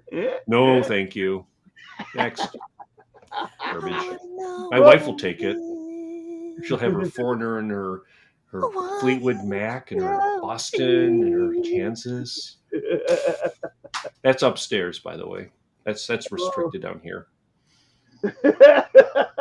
Yeah. There's also what else we got here? Oh, Garage Mahal with Be Dope. You also played Paul Weller. You played Oh yeah. Oh yeah. Right. I love that song. Yeah, that album is worth quite a packet right now because that was non-Vietnam. I have one. I mean, if I could get up and run back there, I have that on vinyl too. I saw Paul Weller twice, and both times exceptional. What? Very good. No way. How about Turn On, Tune In, Cop Out by Freak Power from the album Drive Through Booty? You played that on your show once. Allegedly. Yeah, I was going to say, that was allegedly. And I was then, going to say, what happens on Periscope stays on Periscope. Yes. On Twitch. Yes. And there's one called Is It In by Jimmy Bo Horn. Oh, my. Yeah. Oh, my. That's what she said. That's right. A little more to the left. Excuse me, that's the joint of my knee. Oh, and then there's The Fuzz and the Boog by Fuzzy Haskins. Yeah. You played that. How about Chameleon by Herbie Hancock? Oh, Miko. Wow, on vinyl. Other galactic funk. Yeah, that's There's definitely that first worth it. Mondre album. Oh, that's the one I like. Yeah. Mondre's dope. I love that. I didn't even know who Mondre was until you started playing that. You played I Like Your Freaky Ways off that album, I believe. Yep. Or that's Mondre 2. Is that Mondre 2 or 1? One. This is one. That's 1. Okay. Yeah. So there was another Mondre song off that album that you played. I don't remember it off the top of my head. Solar. It was the my theme song there. The Solar Flight into Interlude there. Yeah. Okay. Yeah, that's the one. You guys love all the crazy shit on the back. Yeah. And Helen, this guy was Motown electronic, if you can believe that. He was the keyboard player for Frank Zappa for 20 minutes. And he decided to put on this. He was Daft Punk before Daft Punk. He would always show up. Yeah, he would always show up like this, and no one knew who he was. They found out he was a black man. They're like, whoa, we can't have electronic music from a brother. Actually, it's interesting you're saying that, because that is a theory, where it's like, oh, well, electronic was so European and so white, but actually a lot of black guys were involved in the making of electronic music. I mean, Barry Adamson was in Visage. You had Tony Butler, the bassist in Big Country. Okay, not technically since, but it was that same kind of, era. There was a lot of, I mean, Phil Lynott,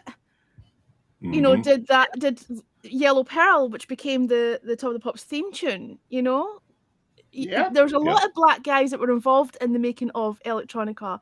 And then obviously a lot slightly further down the line, sampling of electronica. I mean, there's a lot of hip hop stuff that's sampled. I mean, Trans Europe Express by Kraftwerk's been sampled something like 77 or 78 times. Do you know what I mean? Like, so that whole theory of, oh, well, it can't be. I mean, Herbie Hancock was very electronic as well. This notion that electronic music's a white European thing is just bullshit. Sounds like somebody needs to do a show. Preach. Put a show like that. Man, tell it. You know anything like that, Helen? Do you know anybody who does electronic? I think we should do it all. Start to talk about electronica and I get right in there. I would definitely be down to hear that. If I only knew that somebody who knew that genre of music, it'd be great. Oh man, well, I can understand. I understand where that comes from, because electronic music, like every other genre of music, has its roots in black music. It's like a subset of, blues or rock or whatever, has its roots in black music. But in electronica, or the sort of synth stuff didn't. It was, very much influenced by people like Kraftwerk or whatever, and it being so,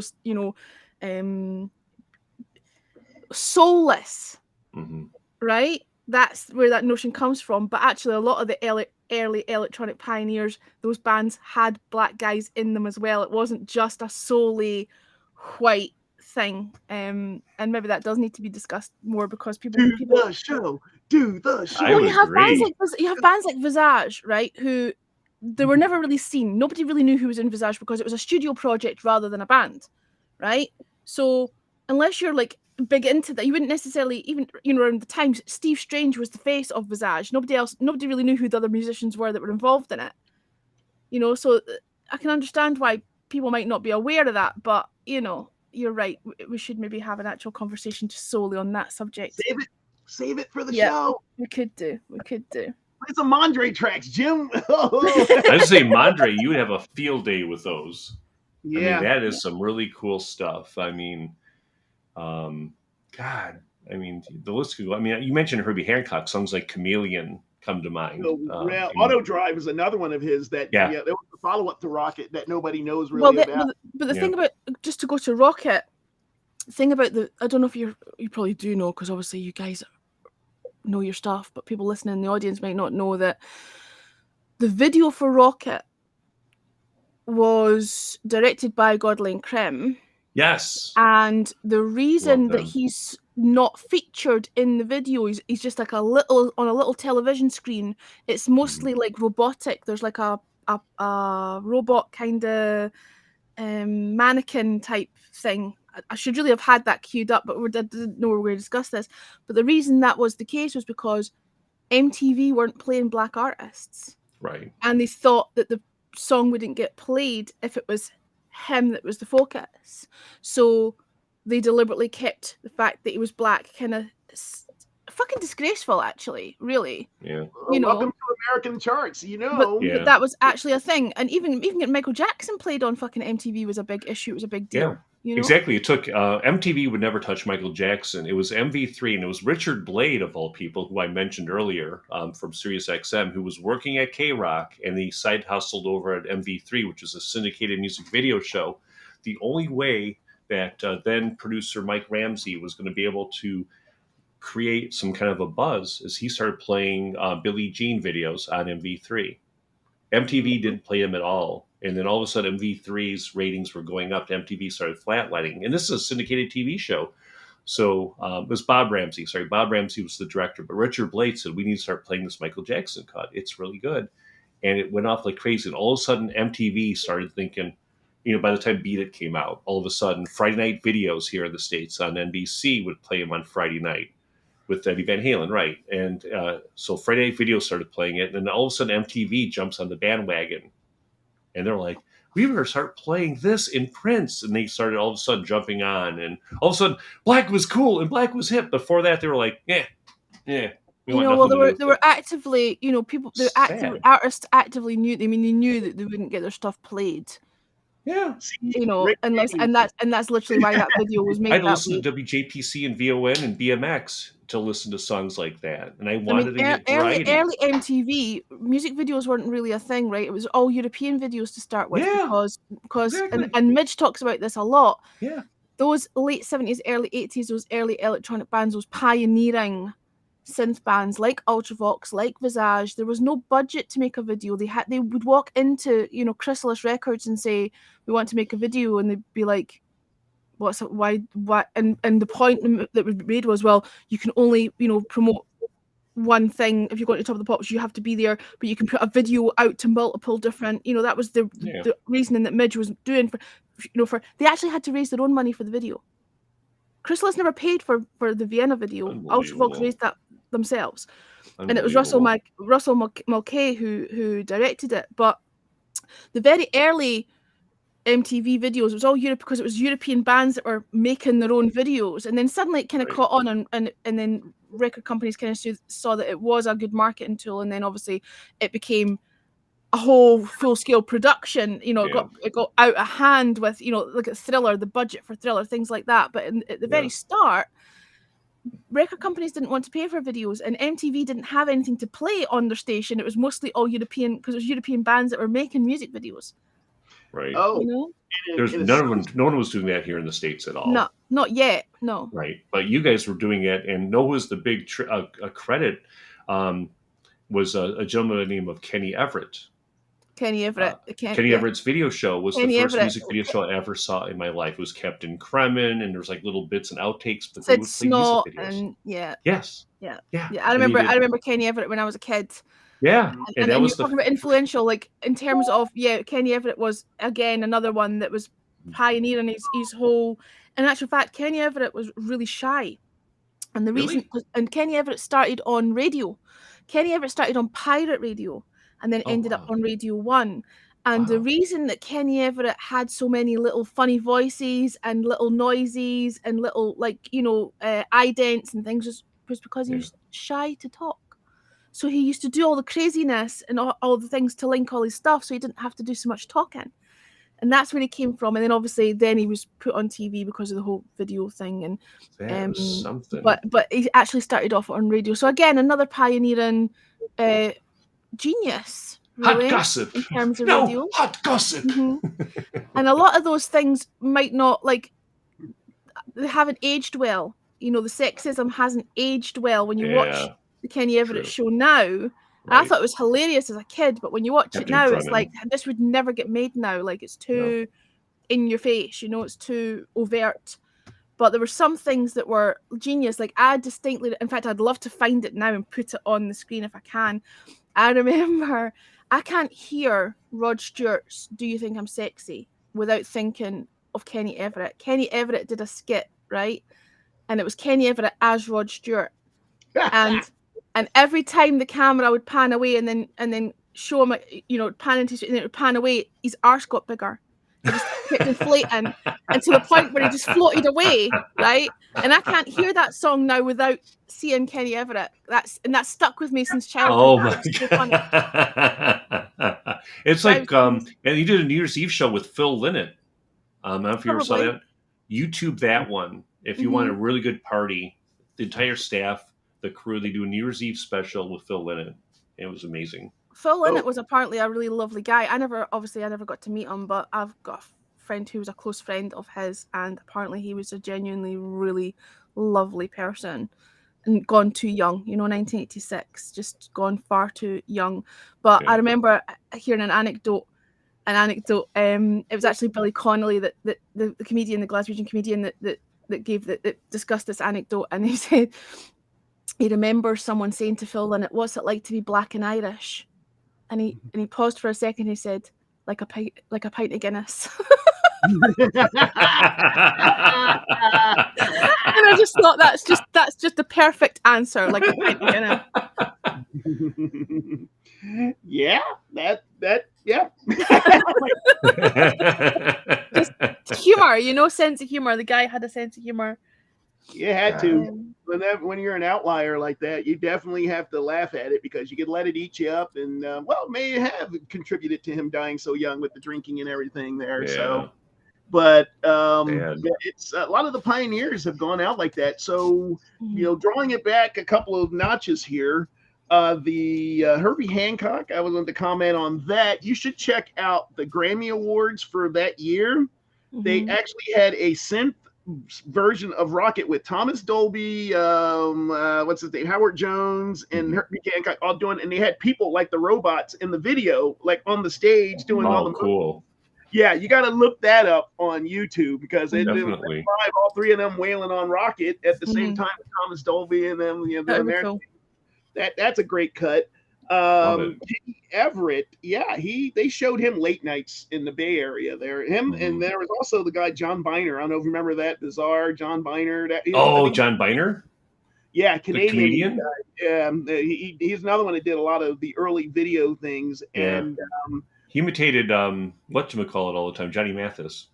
Yeah. Talking through I don't think I know this. Going through the A.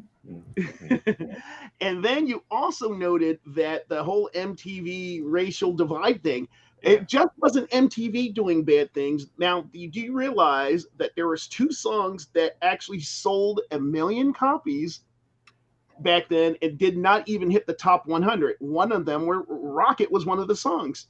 Are you kidding? It never hit the top 100? 1 million copies and didn't even hit the top 100 in America. Why, you may ask?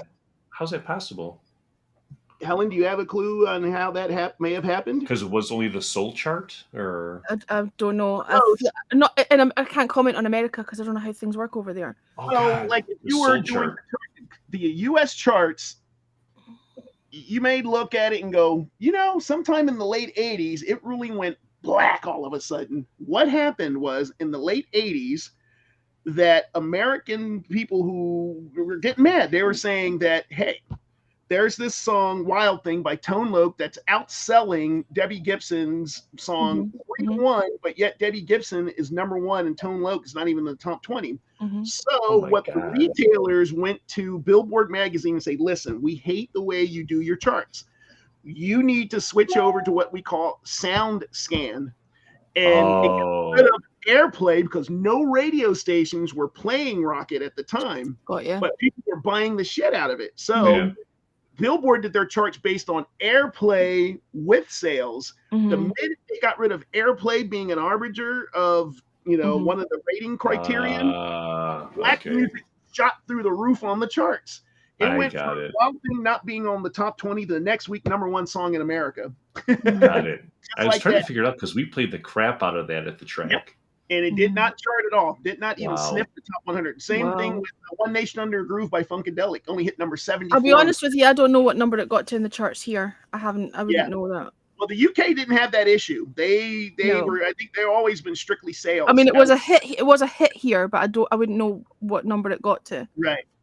But to me, that almost skews everything you know about the charts, doesn't it? That's wild. Like it was back in the day, because a lot of these songs that everybody knew that were truly #1s were not #1. Everybody knew them. Well, that's the thing. You can skew anything to fit it, to make it fit your narrative. If you move the goalposts to fit however you want it to be, you know, and that's clearly the case. And my biggest tragedy with that being said is that a lot of the absolute dog crap of music coming from black artists right now are hitting the charts and hitting #1. And I'm thinking of guys who were kind of effectively kept off the charts that actually had great songs.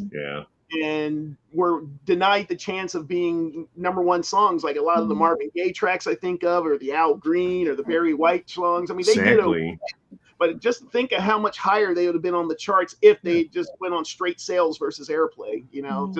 Just let that sink in for a second on how the Beatles are now revered of having 20 #1 songs, but how many black artists from that same era would have had 20 #1 songs and knocked them off the charts because they would have been reflected truly in the sales versus the airplay. Get a Marvin Gaye album in there. Let's see what it does against them. You know what I mean? I mean, Marvin Gaye would definitely give the Beatles a run for their money. Yeah, they didn't even put black faces on a lot of the albums up until the late 60s because the white retailers wouldn't even stock them in the stores. That's what I mean. It's fucking disgusting. Like, that's disgusting. That's so wrong. Yeah, Miles Davis actually had to go to fight, and there was an old story of, I forgot exactly which one of his albums it was, that had a white model on the cover of his albums. He's like, "What's she doing on my record cover? I'm putting it a lot nicer than Miles put it." And they're like, "Well, Miles, we can't get the people won't touch it unless there's a white face on it, because they see your ugly mug on it. They wouldn't touch it with a 10-foot pole." Oh my god! So at the middle, he had his girlfriend be on the cover, so it was a light-skinned black woman on the cover versus a white woman. So that was the compromise Miles had to do in the early '60s. Unbelievable. Yeah, but that's the story of the charts. What you think was good music isn't good music. I feel like running down the hall, grabbing an old Billboard magazine from February of 1983, an actual physical magazine. Yeah, seriously. And it's Go. Should I? All right. Yes. Before I do that, I'm showing you another visual aid. Look at this. Look what I also found in my crates. $1. $1. Honey from the Ohio Players. And of course, if you really want to be advantageous, thank you for sharing that out, because if you really want to go, this is what Cliff told me about these albums, guys. Look at this. Oh, throw me under the bus, right? No, I was inspired by Cliff to buy this. Mm-hmm. Are you sure that's not? You sure that's not sticky when you open it out? Oh well, it could be. I think there's some of the sea. This, you can see this on the hot tubs casts down the halls, guys. This is a lot cleaner. Sweat Hotel. Yes. So $1, guys. $1 got me Honey from the Ohio Players, ladies and gentlemen. Well, as a note, the guy who was a Playboy photographer actually shot that cover, and the story goes that young lady had to get a hairdryer to free her from that thing because the honey dried and she was stuck. So they had to heat the honey to get her off. Hair dryer. She had to rinse all that off. Like, could you imagine being stuck during a photo shoot? Like, a little help here for an hour, 2 hours. Yow, crazy. I'm gonna grab that Billboard album thing. Hold on, I got it on the hall. Hold on. Yeah, but anyway, Helen. Yeah, the racial aspect. That's the other thing. I will hold off a lot of discussion till Jim gets back. But I'm actually debating doing the TikTok thing because that's where a lot of people can't hang in there for long stretches of imagination. But if you knock out 3 to 5 minute little blurby things, and I'll become the expert on vinyl over there. Because they really do not have a any kind of attention span over there. They really don't. No. Like No, they don't. the retention. I know a few people who are dying to go live, right? They want to get their 1,000 people so that they can go live, and I'm like, I'm trying to brace them for the disappointment they're going to get for the anticlimax of going live on TikTok, because you'll see it looks like you've got numbers. So you'll see, 400 people looked at my thing. They came through and they fucking swiped. They swiped past you. That's what they did. That's what they didn't sit and engage with you. They didn't, there's no retention. They're not interested in your content. But if it makes you feel good that you had 600 eyeballs pass through the room, then yeah. But no, I think you do. I think you for the factoids, for the little. I think you would do well over there for that. Yeah, and to sell my records. Hey, this one's up for sale. Malcolm McLaren, Do You Like Scratch? An original EP done out in 1982 on Island What's Records. on it? Is that Double Dutch and all that stuff that's on it? Yep.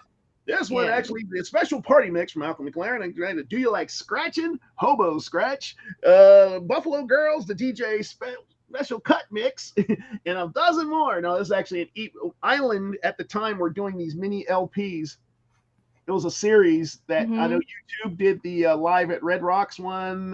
There was a whole series of these mini LPs that at this time Island Records, Chris Blackwell's label, was distributed to Atlantic, and Atlantic Records wanted to start, because there's a cassette version of this as well that they did. Yep. So there's that floating around. So, and that's all the little blurbs I would put in there. And buy it from me for blah, blah, blah. The first person that sends me the money on that wins. And then have my own YouTube, TikTok vinyl sale of all this crazy shit. You tell a crazy story. And also giving information, giving information about the back history. No, I think you could do really well doing that. Yeah, as long as you keep it as short as possible, because like I say, they don't have any kind of attention span over there. 1 minute. I can sum it up in a minute. Released in 1983, this Love featured the songs. We have to practice cramming that into that 1 minute or a minute and a half. Talking to the king of radio. I used to do 1 minute bits for radio all the time. 30-second bits for radio. I mean, come on, you know who you're talking to. That's true. That's true. Yeah, I did that in the analog era. I didn't have digital editing back then. You had to have a razor freaking blade. You had to record it all on a real tape. Then you have to go mark, old school, cut, splice, blah blah blah blah blah.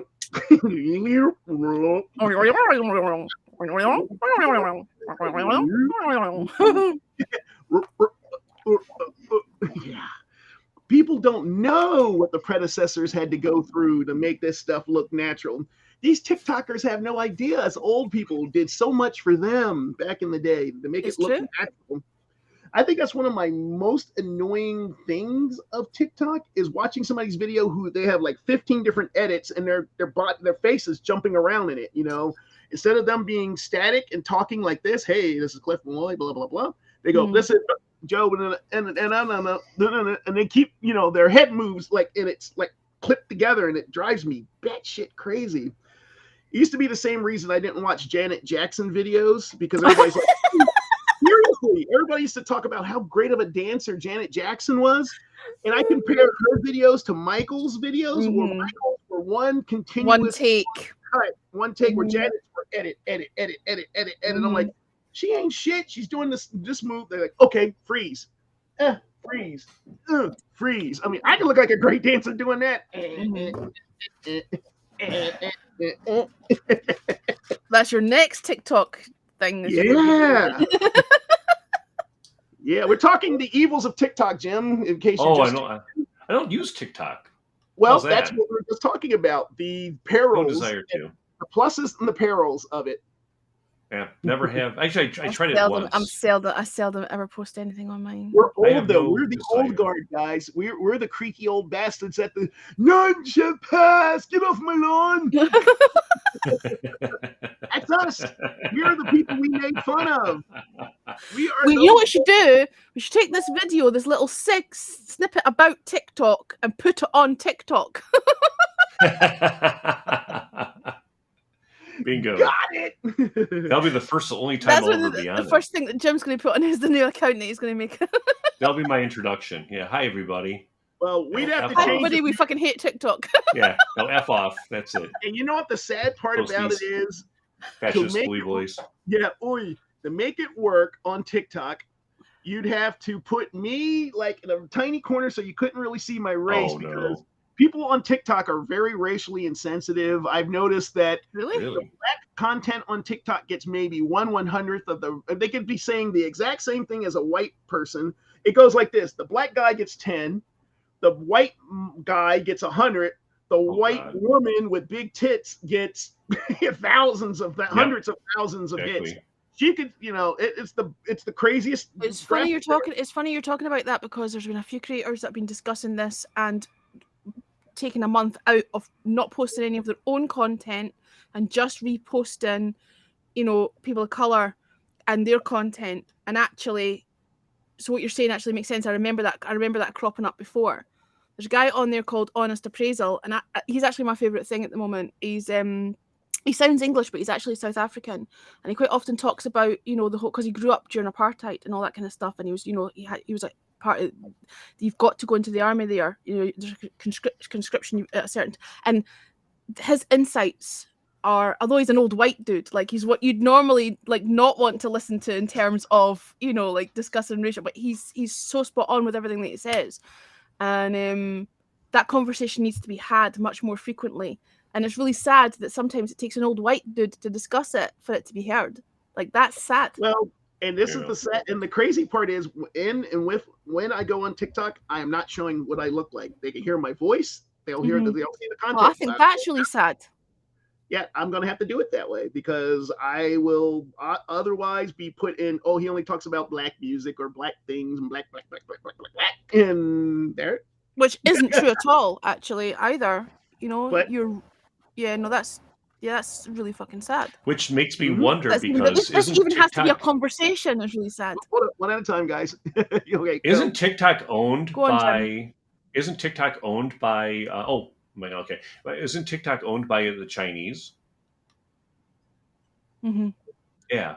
So there we go, and that's pretty much the oppress, black people and other minorities, because they're evil. I don't know if they're evil according to Chinese people, but Well, the thing is, I know you're saying that the women with the big tits get the most views, but actually, what I'm seeing mostly is hate speech against women.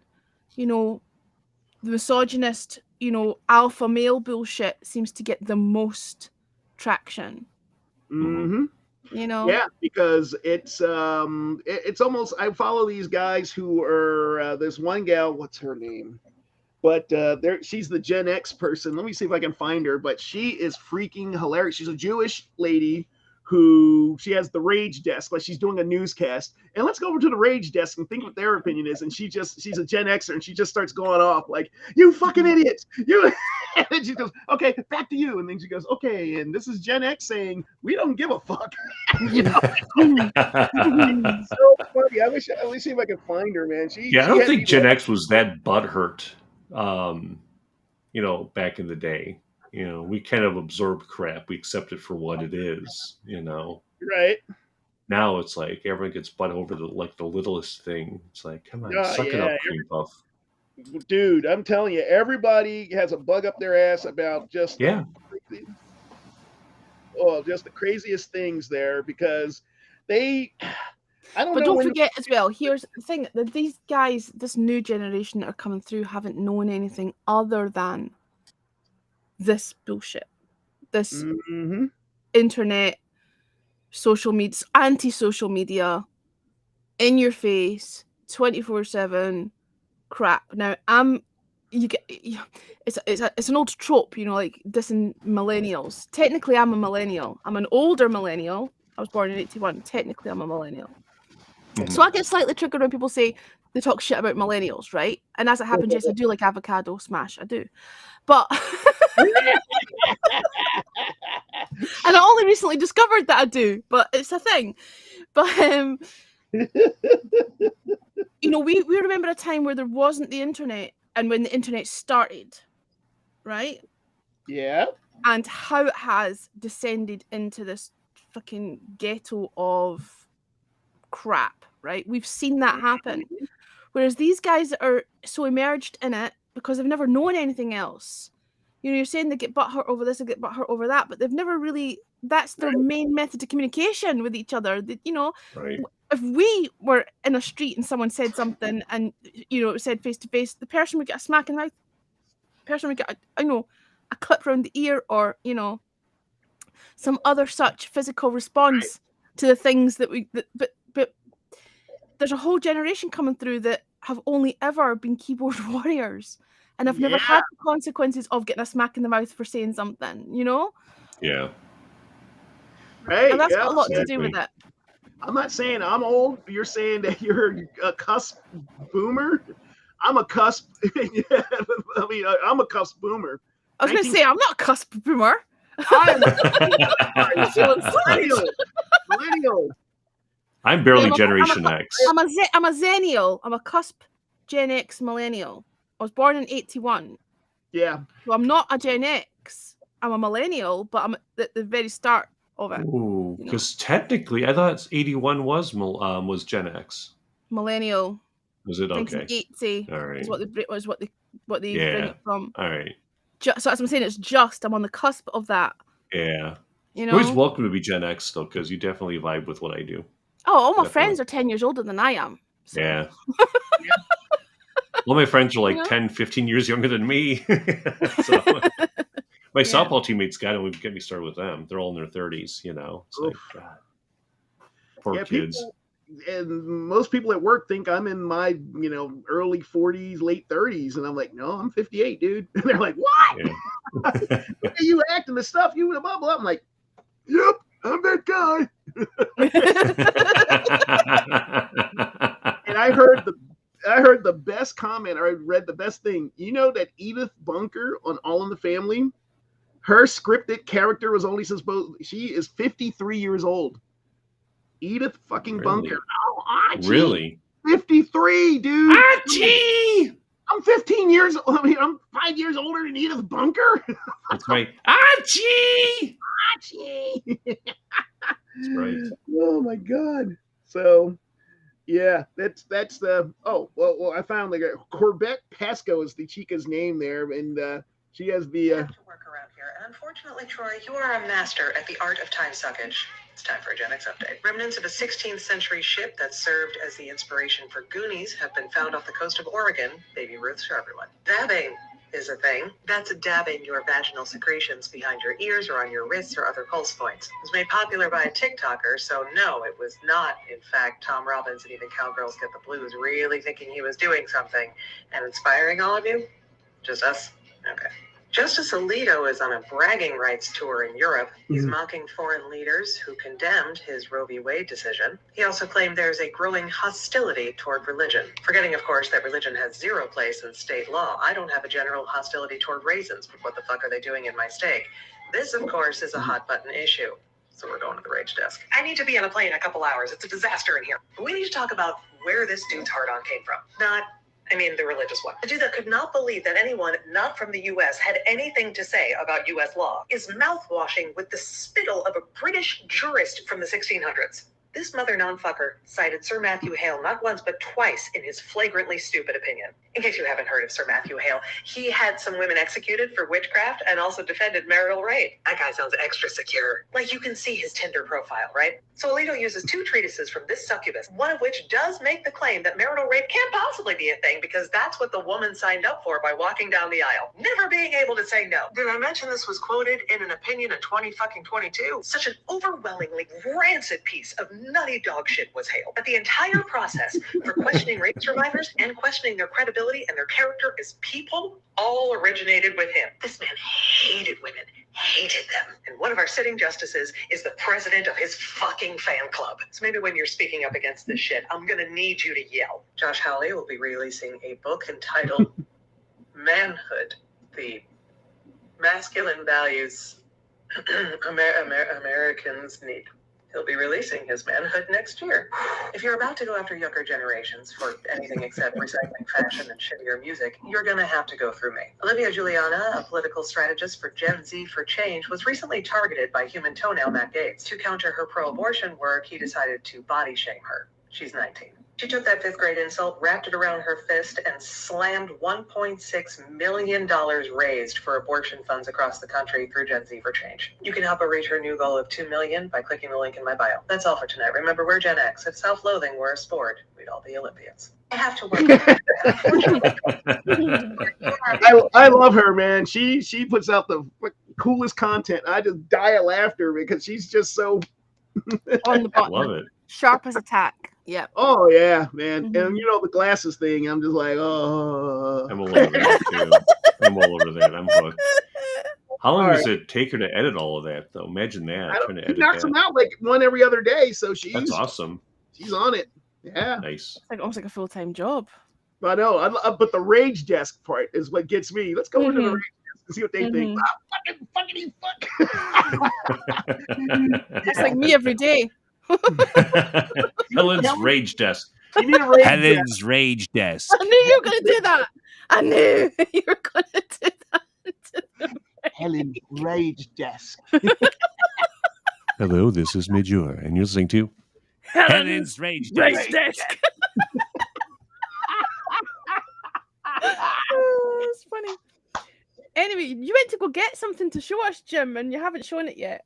We got distracted. I couldn't find it. Okay. We had a tornado miss our house by a couple of miles a couple of months ago, and I had to take everything out that I stored from Christmas and everything underneath the stairs that go down to our basement. I took everything out of there quickly and haphazardly, and I put my wife and daughter in there with some pillows and stuff so they were safe. And then me, being the extreme storm team, I was out there with my phone capturing wonderful video of it. In the process, all the boxes that were in there, which were easily accessing all my Billboard magazines, is now stuffed away well underneath the well when I put everything back. So it would take me forever to get out. Yeah, I also did a similar type thing. We actually had a storm here yesterday. Where I saw that. Yeah, it was nasty. We almost got caught up in it between the football games. There were thunderstorm warnings out near you guys. Oh yeah, I get all the dust storm warnings. I mean, when it hits here, it's like no rain, and all of a sudden, oh, it's on top of you when it hits and there. It goes away again. Weirdest fucking weather ever, And there's nowhere for the water to go either. No, it just stays. I mean, you get a swimming pool in about a minute in it too, because there's no drainage here. Everything's flat, so it just pools in different places. And a friend of mine was like, okay, here I am at this place 3 miles away and the water's up to my ankles. Here I am in front of my house. There's no water whatsoever, not water anywhere. Like, what the fuck? Now, the area near South Mountain didn't get affected, but it was more near Glendale and in the West Valley up towards Peoria. Where I used to live got nailed, but where I live at now did not get nailed. So there's nothing south of the 10. Right. Yep. That's correct. Wow. Boy, Jim, Jesus, So did you? I've never been to Phoenix in my life. I have no desire to live there. I'm nervous that there's a camera in here somewhere. No, I've never been to Phoenix. Never been there. No. You mean this record? Oh, that's right. Yeah. Well, I'll give you a top 100 list on my wish list. Okay, yeah, send me that list because I'll skim off your wheat. And I will gladly pay you. And I will ship it to you because that's what I'll gladly pay you though, whatever you think. Are you guys familiar? Well, Jim might be more than you, Helen. George magazine that was done by JFK Jr. It was turn of the century kind of magazine, which was a political this, that, and the third. Mm-hmm. Yep. But JFK Jr., obviously croaked it and went splash, and the magazine went away. We found a stack of 40 of them at a garage sale for $10. We flipped them on eBay a couple of weeks ago for $3,000 for 40 magazines. Nice. Can you believe that? Is so awesome. And George magazine wasn't around that long. Yeah, I think it was around like 3 years, maybe. 4 years. Because 40 magazines would be about 3.5 years. Yeah, so yeah. Oh my God, that's an awesome, good way to flip that stuff, man. Yeah, and cool. and the thing is, that's where Tammy and I are kind of butting heads because she doesn't want to do. Oh, anybody wants to be hired for? Because she's doing more for. It's just been kind of a differing of minds right now, where I want to do more of that stuff, spelunking and finding old pop treasures and flipping it, where she's more into just wanting to work for the man every night and day. Well, I never lost a minute of sleep worrying about the way things might have been. Yeah, right. So that's their initial gravitas right now, that we are kind of going in different directions, because I love old pop culture. I love selling old shit. I love old, where cool. She couldn't be arsed to even mess with any of it there. So now I got 3 garages full of stuff like that. And I'm trying to sell on eBay, and it's just all backed up right now. So interesting. That's a good side hustle, though, man. It's good. It would be if I could do it more. Having the time to do it. Yeah, exactly. I mean, I'm finding just records and books and magazines are the big thing to sell, though, man. You'd be surprised. Millennials and newer people. It's funny you're saying that, because I've got a whole stack of Q magazines. Oh, wow. I remember Q. That I used to collect. I used to read them religiously every, whatever it was, month or whatever. Loved Q. And I've got a whole stack of National Geographic somewhere as well. Yeah, it's much. Everybody read National Geo, especially young boys seeing the African studies. But the thing is, I don't know if I want. The thing is, I don't know if I want to part with all my old Q magazines. Do you know what I mean? It took me all that time to collect them. They're mine. It's not like I've bought them from somewhere else and I'm going to sell them on. Like, I don't mind getting rid of other things I've collected, like ornaments. Or every kid goes through collecting something, right? But the Q magazines, I don't really know if I want to part with them. You won't get them back easy too. They're expensive. I mean, certain issues go for good money. So no, you being in the music industry, there's certain things I don't get rid of, like musically, like my Popsy books that I did. I got a stack of them. Everybody's like, I'll sign them over to you, but I won't sell them or anything. I'll give them out as gifts, but I won't sell them. And I usually go on Amazon and pick them up when they hit under $10. I grab them, and just now I'm getting a stack of them. So whenever when you guys come to visit, I'll sign here. Here you go.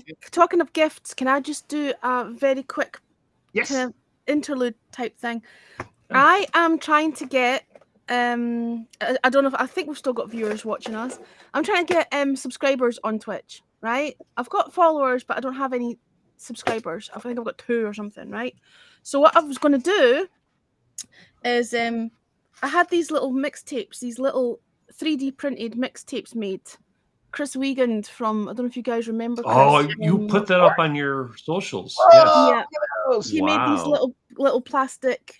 Put you on the bed. And I've written Helen's mixtape on here, right? No, put you on the bed. Helen's mixtape. Helen's mixtape. So what I was going to do is, if anybody subscribes to my Twitch today, I'll stick their name in a dip, and I've got 3 of these. So I'll draw 3 names if I get as many as 3 subscribers, but whatever, up to 3. If I get less than 3, then whoever subscribes will get one automatically, obviously. So if anybody wants to subscribe, and you can do it for free if you've got Amazon Prime, you can just hook up your Amazon Prime and subscribe to my Twitchy channel, and I'll send you one, and you can just send me your address in the DMs, and I'll post that out to you. But we'll have to do a little draw to see who gets them. Did that make sense? I didn't word that very well. That works. Well, you need to just clip it together like everybody else on TikTok. Just chop it together. Basically, if you subscribe to the channel, I'll put you in a dippy draw to get a keyring. There we go. Nice. Ellen's Rage Desk. I still think that would be perfect. It's all fucking simple. Go through fucking Amazon and do it. Imagine getting Helen and Rusty Egan together doing a Rage Desk. Well, it's funny you're talking about Rusty. I did his thing was it last week or the week before? The Thursday. Yeah, how was that? It was really good. Although he literally stepped off a train and straight onto stage, like he was so behind time. The trains were running so late and stuff. But no, it went really well. It was a room full of middle-aged men. Imagine that. I was like the only female. Me and his girlfriend were the only 2 women in the whole place. Big sausage fest. Men. Sausage fest with Helen and Rusty. Because that's who likes synthy electronica music, geeky old men. Yeah, of course. Hi, geeky old men watching this show, by the way. Hey, dorky white guys, yeah. Oh, just Exhibit A. your number just precipitously dropped. But Rusty has, I need to tell Chris actually, Rusty has a couple of those keyrings himself now. He managed to, swipe a couple. So Rusty Egan is now the proud owner of a Chris Wiegand original 3D printed keyring. I should tell him that, because that's quite cool. Nice. So yeah, no, it went really well. Good turnout, good response. Did the usual, had a natter and a catch up. Drove him back to his digs and headed home. And that was a good night. Beautiful. And I hope he does more of them. I hope he does more of those Q&As. It was just him and a laptop and talking through the origins of songs. And I think there's a clip on Twitch where he'd started off talking about the drum machine that he'd used on the Skids Charade track and playing it, not playing the track, but playing the beat of I don't know if it was a TR-808 or if it was a Lindrum, but playing the drum pattern, right? And people assumed that it's Enola Gay by OMD, but playing it's Charade by the Skids, which predates Enola Gay, and then merging into Enola Gay by. So it was like taking you through the origins of things that he's done that were kind of not ripped off, but kind of evolved into other inspired things. By. It was a really interesting talk. It was a really interesting conversation. Lots of snippets and lots of music industry stories, much like our 4-hour chat, and lots of clips and new stuff that he's working on. Lots of new tracks that he's working on. So I don't know how long it'll take for those to be released, but he's definitely working on new stuff. But no, it went really well. Cool. It did. It was good to see him. I've not seen him for ages, so. I'm just so happy for you guys because the gig industry was just non-existent. Now things are starting to turn the corner a little bit. Cliff's been doing doubles, and Helen's starting to get out again. I mean, it means a lot. It's fun to see festivals again. Oh my God, I've done so many concerts. When did so many I've heard so much music in the last month. Again, this is like the one time you couldn't have picked a better time to do it this morning. I know. And this means a lot to hang out with you guys. So glad, actually. Yeah, I'm happy to see you guys. Sundays, because there's a lot of the Phoenix Mercury games on Sundays, and they're on the road today, so you picked that just right. They just are you doing D-back games still? No, I had to get rid of baseball because I couldn't keep up the minimums because I'm doing. You're not missing anything. They kind of suck. So do the Cubs. Well, they just got rid of Peralta yesterday. I'm like, I saw that. I know. He was like their only good player. Don't worry, the Cubs are getting rid of Ian Happ, and we're getting rid of Contreras in the next 48 hours. So we're going to have a decade, another 106 years of suckiness. Why do you stay a fan? Well, the other team I like are the Brewers, though. And you know that, right? I don't mind the Brewers. When the Brewers were in the American League, I hated the White Sox. So I just went up to County Stadium, and my friends were Sox fans. So I'd be up there and be a Brewer fan, being a Cub fan. And I'd love to watch the Sox lose. And there'd be fights in the stands, good-natured brawling. It would be kind of like a Man U Liverpool game or a match, where there's just, not like that full scale brawling like they do. I was going to say, man, that's not that bad. Just,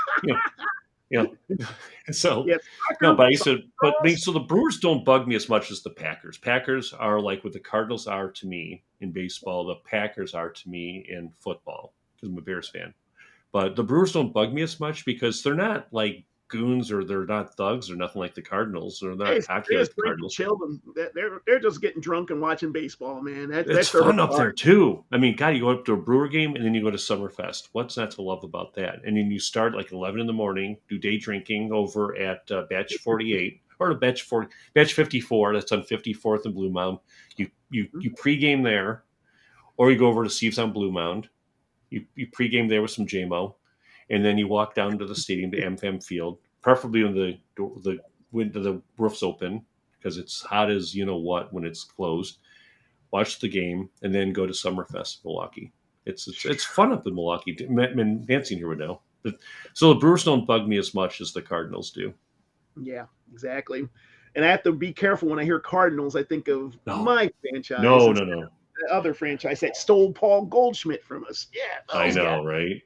And I don't understand. What's the story with Kyler Murray now? Is he going back to school, or what's the story with that contract? We're not allowed to talk about it on the premises, but that's right. Never mind. Yeah, exactly. Yeah, like the media, because any asshole with a camera could record this and shoot it over to the boss, and right. Because I'm in HQ.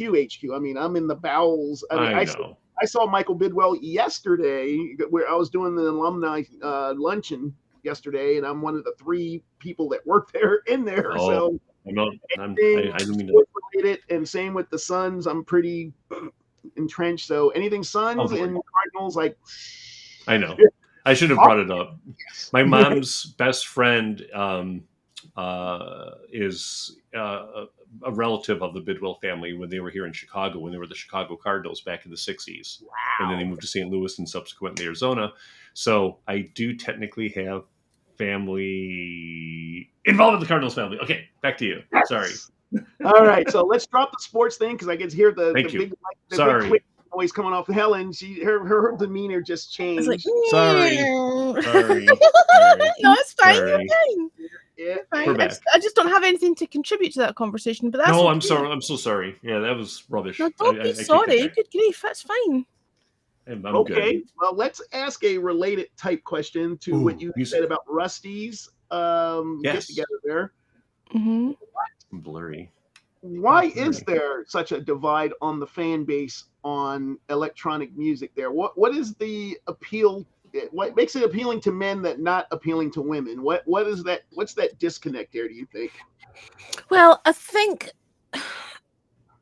okay, I don't know if it is an appealing to women, although it's traditionally a geeky men kind of thing. You know, I think a lot of that is to do with the equipment. A lot of that's to do with old analog synthesizers, you know, the fact that you had to program them, you know, men like twiddling knobs more than women do, maybe. I don't know.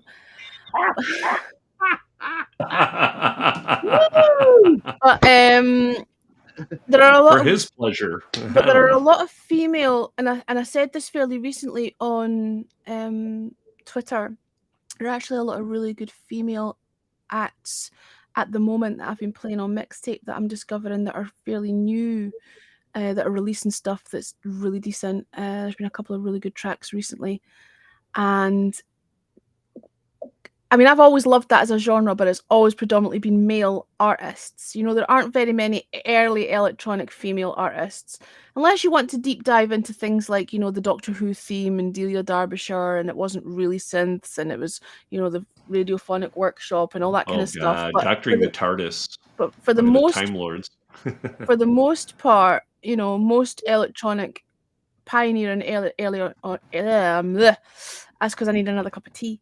Pioneering early electronic artists are male, and like I say, a lot of that is to do with, you know, the music. The music came about because of the change in technology. You know, synthesizers became more accessible financially. They were, you know, early electronica really was almost like punk. It was like DIY. People could do it themselves. They can suddenly afford to buy a synthesizer. But that geeky element of it, you know, it was almost like computer programming rather than musicianship for quite a lot of bands. You know, I'm thinking of early Human League. You know, early Human League, early OMD. They were more like computer programmers than musicians, right? Yeah. And you know, Kraftwerk are the ultimate example of that. They called themselves technicians. Yeah. You know, they didn't call themselves musicians. So I think there's that element to it, but actually, you know, there are a lot of things coming through. Kid Moxie, Leathers, you know, Churches is fronted by a female, but it's still a geeky male band. Do you know what I mean? But there are more female voices coming through. There are more female artists coming through. Vile Electrodes. Do you know what I mean? So I don't know if it is so much now. You know, male dominated, because quite a lot of the stuff that I'm finding that's decent, obviously if I like something I'll play it, right? It doesn't matter what the gender bias is. The prerequisite to play it is that I like it, and a lot of the stuff I'm liking is female artists, But that's a new phenomenon, because from the right through the start, I've loved this thing my whole life. It's predominantly been male focused, male led. When you're talking about Rusty's audience particularly, a lot of these guys are harking back to, they were all middle-aged, right? They were all older men. They're harking back to the original stuff. They're harking back to Visage. They're harking back to, Ultravox. They're harking back to the Skids. They're harking back to... So they might not be so entrenched in the new stuff coming out. They're fans of Rusty's work. And at that point, it was a predominantly male audience. I mean, even Ultravox would say, Midge would say, he got into being a band for the girls, and it was mostly like geeky guys that were in the audience. Do you know what I mean? Like, obviously that's not entirely the case, but for the most part, that was the kind of... I'm trying to word this without sounding like an idiot. I'm trying to be diplomatic, but I think there's an element of that almost being more like engineering than musicianship at the start for people who are following Rusty's career. Like I say, that seems to be changing. And also, I mean, I remember having a conversation, and it's kind of related to this. I remember having a conversation about maybe a year and a half, maybe 2 years ago on Twitter about there was a radio station, an internet radio station, that had all DJs on it. They were all previously established DJs that had, had been on like major radio stations back in the day and had been, retired or kicked off or whatever. And they were all on this station. I don't want to say the name of the station, so I'm trying to explain it. So this internet radio station where it's all established DJs, right? From the past, on this station. And I remember having a conversation with a current musician who is an electronic musician who is trying to get his stuff heard on radio. And a conversation came about by me saying, out of 36 DJs on the station, there was one woman. Really? Just one? And 3 people of color. One of whom was the woman. Oh boy! There, we can cross 2 of those categories off with one person. So basically, 33 middle-aged old white dudes. Yeah. And I was trying to say, yeah, I think that's wrong. And he was like, well, it's not about age. It's about the best person for the job. And I'm like, so you're saying that there are no decent female DJs that could do the job? Basically, right?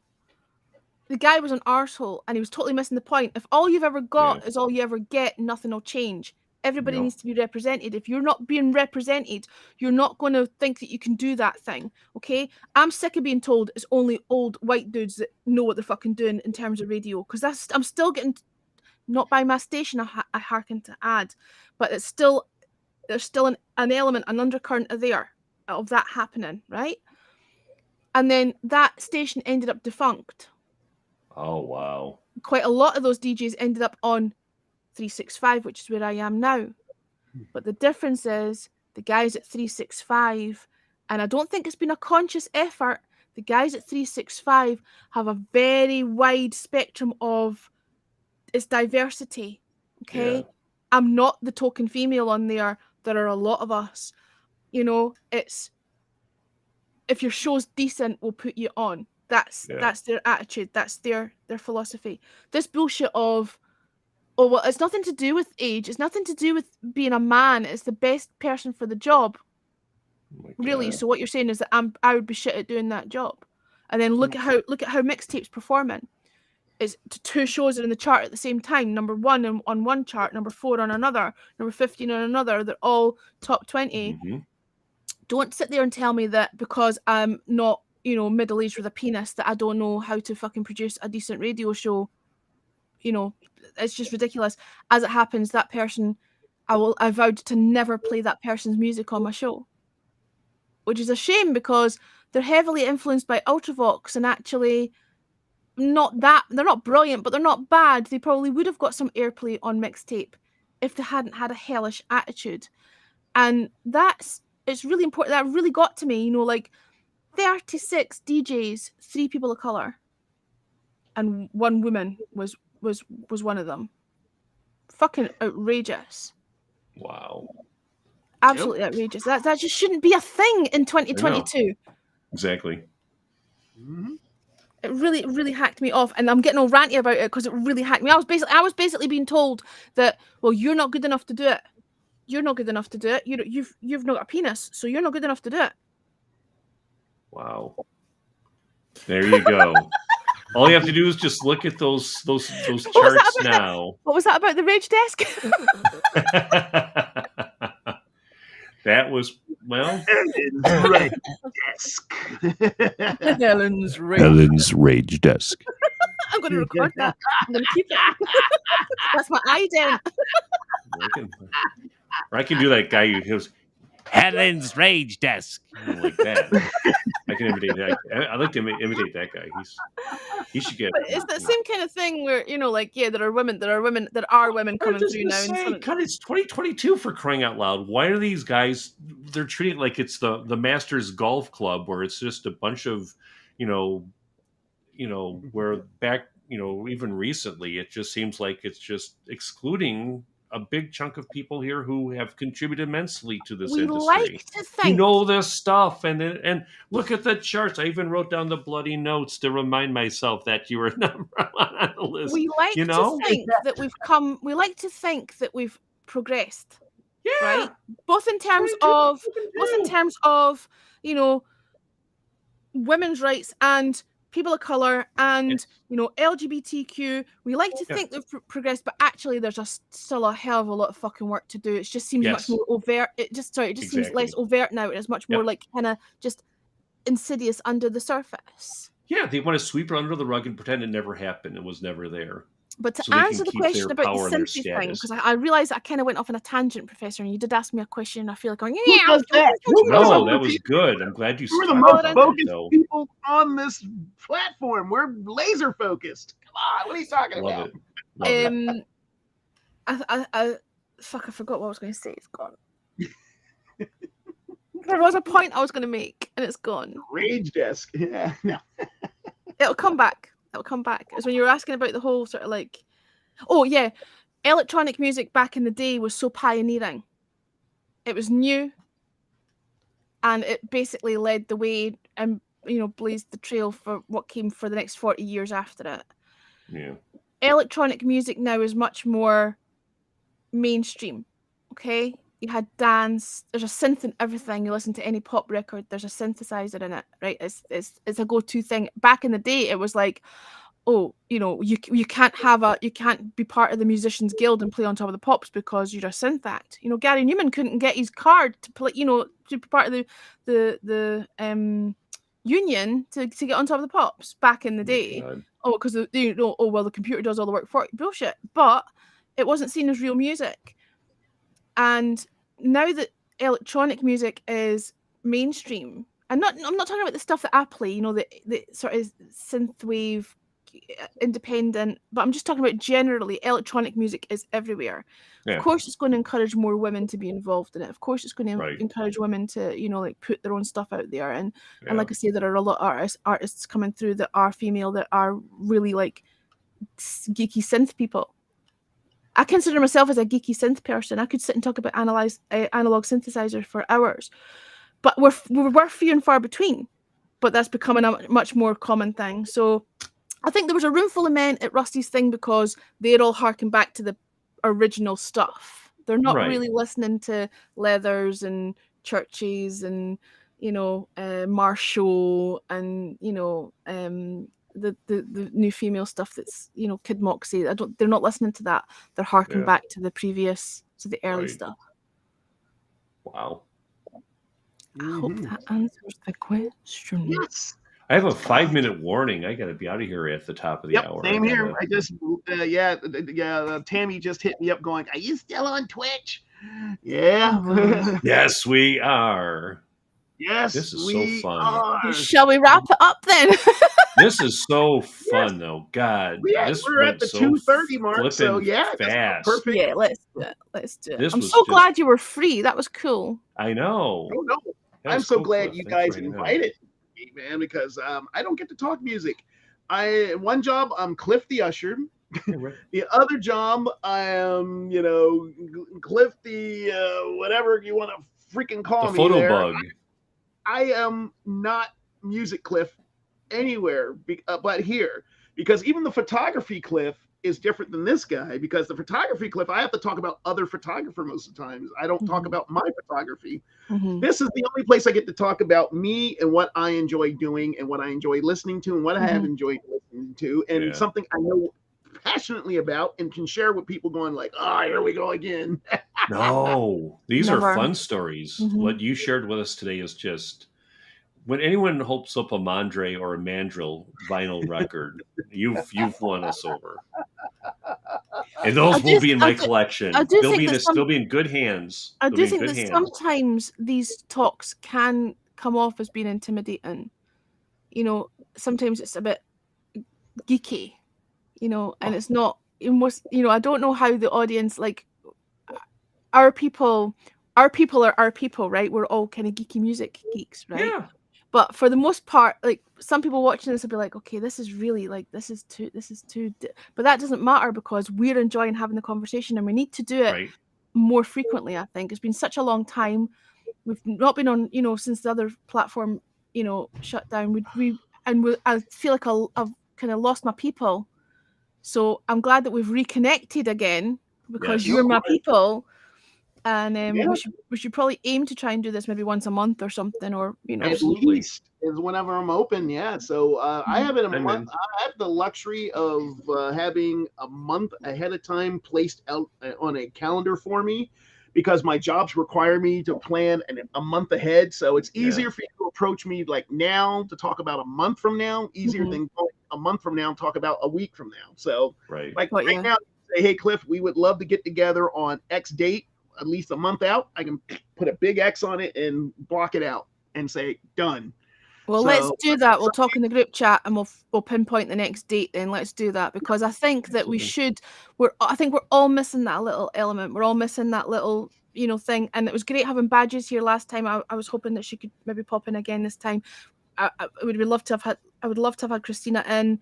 Chris is obviously out camping with his family, but there are a whole group of us that are music lovers, that are well versed and knowledgeable in our own little niche fields that we all are geeky about, and it's just lovely to have that, like to have us all together. Like I say, I miss my peeps, so I think we should definitely do it more frequently, and maybe just take turns hosting it, like you did it last time, Jim. Maybe Cliff can do it next time. You two can host. I remember this is to me. I'm an invited guest into your home. Not at all. No, we're all on an equal par. I would like to be able to find a way to put it out to everybody's. We need to. It's Animal Farm. Some animals more equal than others. It was years since I read that.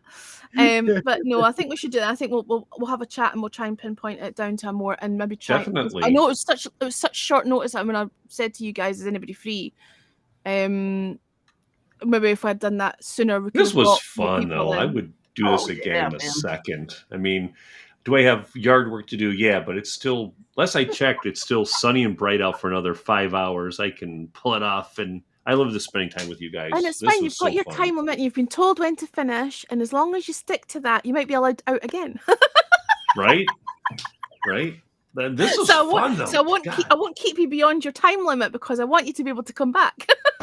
Oh, I will be back. Yeah. And this is just, I mean, any place where I can sit there and share a Partridge Family album with the family. I mean, that's worth the price of admission right there. Oh, it was too slow. I was bringing it. There we go. There we go. There's your Partridge Family. Partridge Family album. There's your Beach Boys on Warner Brothers, and of course, mandatory, the one that Cliff wants to see one more time because he has it somewhere in his collection.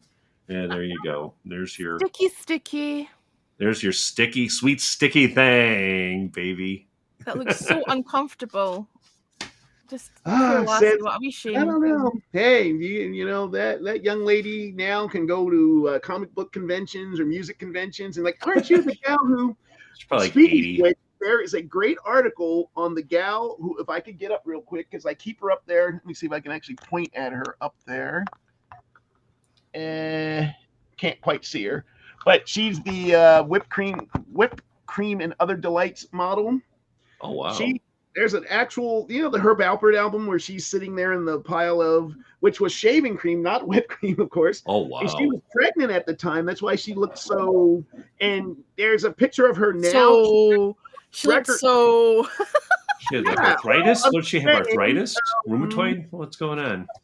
She is probably the most recognized album cover model of all time because of that Herb Alpert album selling millions of copies in every thrift store in the world. And they had an article with her, and she's still this vivacious, lady. She's like, yeah, I love doing it. And it's funny having, 20-year-old kids coming up to her and going like, hey, you're the lady from such, from that album cover. That's awesome.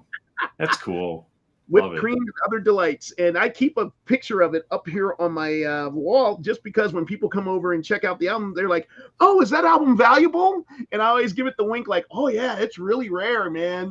Especially this man, if you ever find one of these, you should buy it immediately because, man, they're hard to find anymore. Love it. Because it is probably the most common album out there. Yeah, it is so common. Even Manavani doesn't show up. Yeah, that's the new Manavani. It was Manavani, Neil Diamond, and Barbra Streisand are the dregs of cutout bin right now. The dregs of thrift stores. You heard it here, folks. They're everywhere. And I could do a whole TikTok series on, hey, Cliff on vinyl. Here we are again at such and such Goodwill. And looky here, Manavani. And here are the dregs. Bam, bam. Everywhere. Yeah, they are. Yeah, but seeing the article with her goes to show you that tactile record albums back in the day meant something to us record collectors. That image is seared into your brain. And the CD era people and the streaming era people don't get that same tactile. No, they don't have anything. They're not holding something tangible. Right. Yeah. And how many classic album covers have been released in the last 30 years? Like most people talk about album covers, like iconic album covers. They don't even talk about anything released in the last 30 years. No. Everything was pre that, like the Sgt. Pepper cover, like the Revolver cover, like that Whipped Cream cover, like the Ohio Players records. Those things. I mean, how many adolescent horny dudes are talking about those things? And then you even had the crazy ones like, let me see if I can grab one here without getting you banned. The crazy Funkadelic album covers, man. Oh, my goodness. Classic. So, I mean, Pedro Bell, the artist on these. Yeah. I was talking to George Clinton about him. He's saying he actually rented a room from him, and he was blind and he needed money and everything else, but just think, he said he just sat down at a thing and drew these, and George thought they were so phenomenally crazy that he would stick them onto the album covers. And people, that's cool. What album art looks like this anymore? I mean, I know, just nutty, crazy, especially black music. You think somebody like Kanye West would come correct with all this stuff?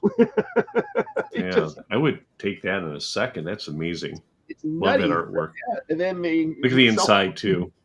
Look at that. Bootsy, George. That was always the best thing, is opening it up and seeing what was inside, And when you got a little booklet with it, that was even better. You could sit and look through.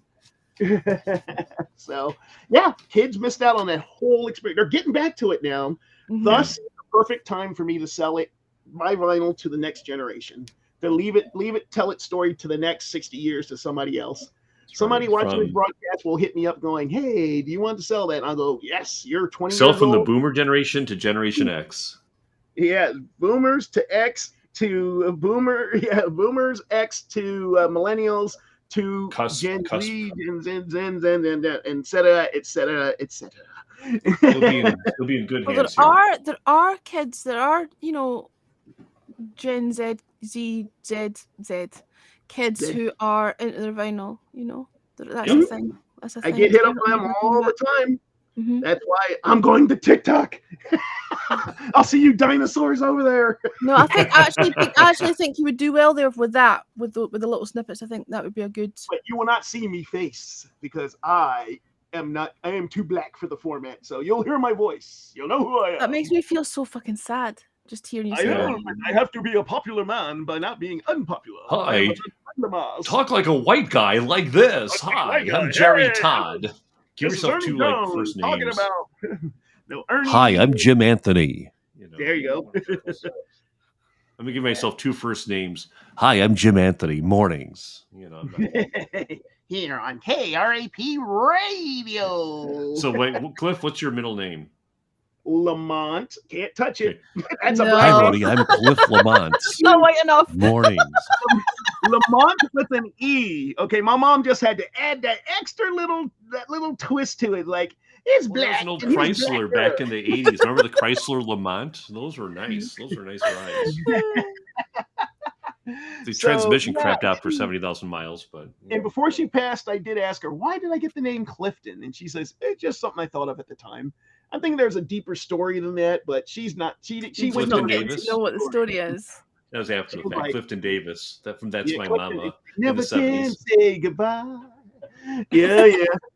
That was the one song. I got Clifton Davis all the time in the 70s. I got Clifford the Big Red Dog in the 80s. I got Cliff Huxtable in the 90s. Cliff Clavin from Cheers. From Cheers in the 90s. Because I'm a know-it-all. And you know, the guys, they say the Postal Service was invented around 1777 by the U.S. to distribute mail in a more efficient way. You don't say, Cliff. Oh, yeah. Abuse. Oh, boy. But that's my story for another time. There you go. There's your tag. There's your intro to wrap it up, Helen, since it's on your There you line. go, Helen. Have at it. Well, thank you all for tuning in. Thank you all for popping in and keeping me company.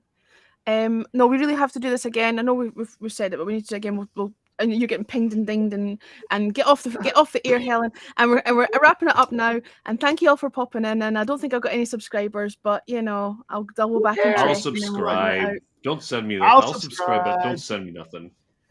Well, if you both subscribe, I'll send you your keyrings. No, you give them to some new viewer. You already said know I me. would so well. I don't count. You already know me. Exactly. They're very rare. I gotta find my wife's Amazon Prime subscription.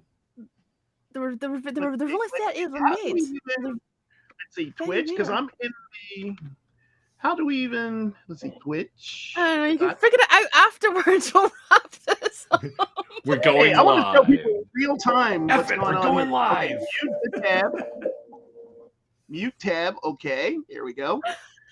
Oh, Real look time. at Jeeves Jeeves just subscribed. Jeeves subscribed last time. Jeeves needs to get a keyring. He needs to send me his address in a DM. There you go, Jeeves. Good job. No. Jeeves needs to get a keyring. Now I feel like I've pressured you into Helen's mixtape. Is it Helen's mixtape? It's under. No. What's the account? Leggy Lady one. Punch. All right, What? I can't find your. You don't have to do this just now. Listen, please. let's get off of here and we'll say our goodbyes. And How do I get my Amazon Prime to go with this? Get to your respective partners and get on What? She's at the nail salon right now, so she's sending me colors to pick. Oh. Helen, are you? What's your Leggy Lady 01? It's always been Leggy Lady 01 everywhere. What's this? What's this? I got to explore. See, I don't even know. I don't even have your. You can figure it out later. Right. We're going to wrap it up. People who are still in the cheap seats, thank you very much for joining us and joining in our geeky music chat. And we'll probably be back at some point next month because we just like each other's company. And cheerio, bye, ta-ta.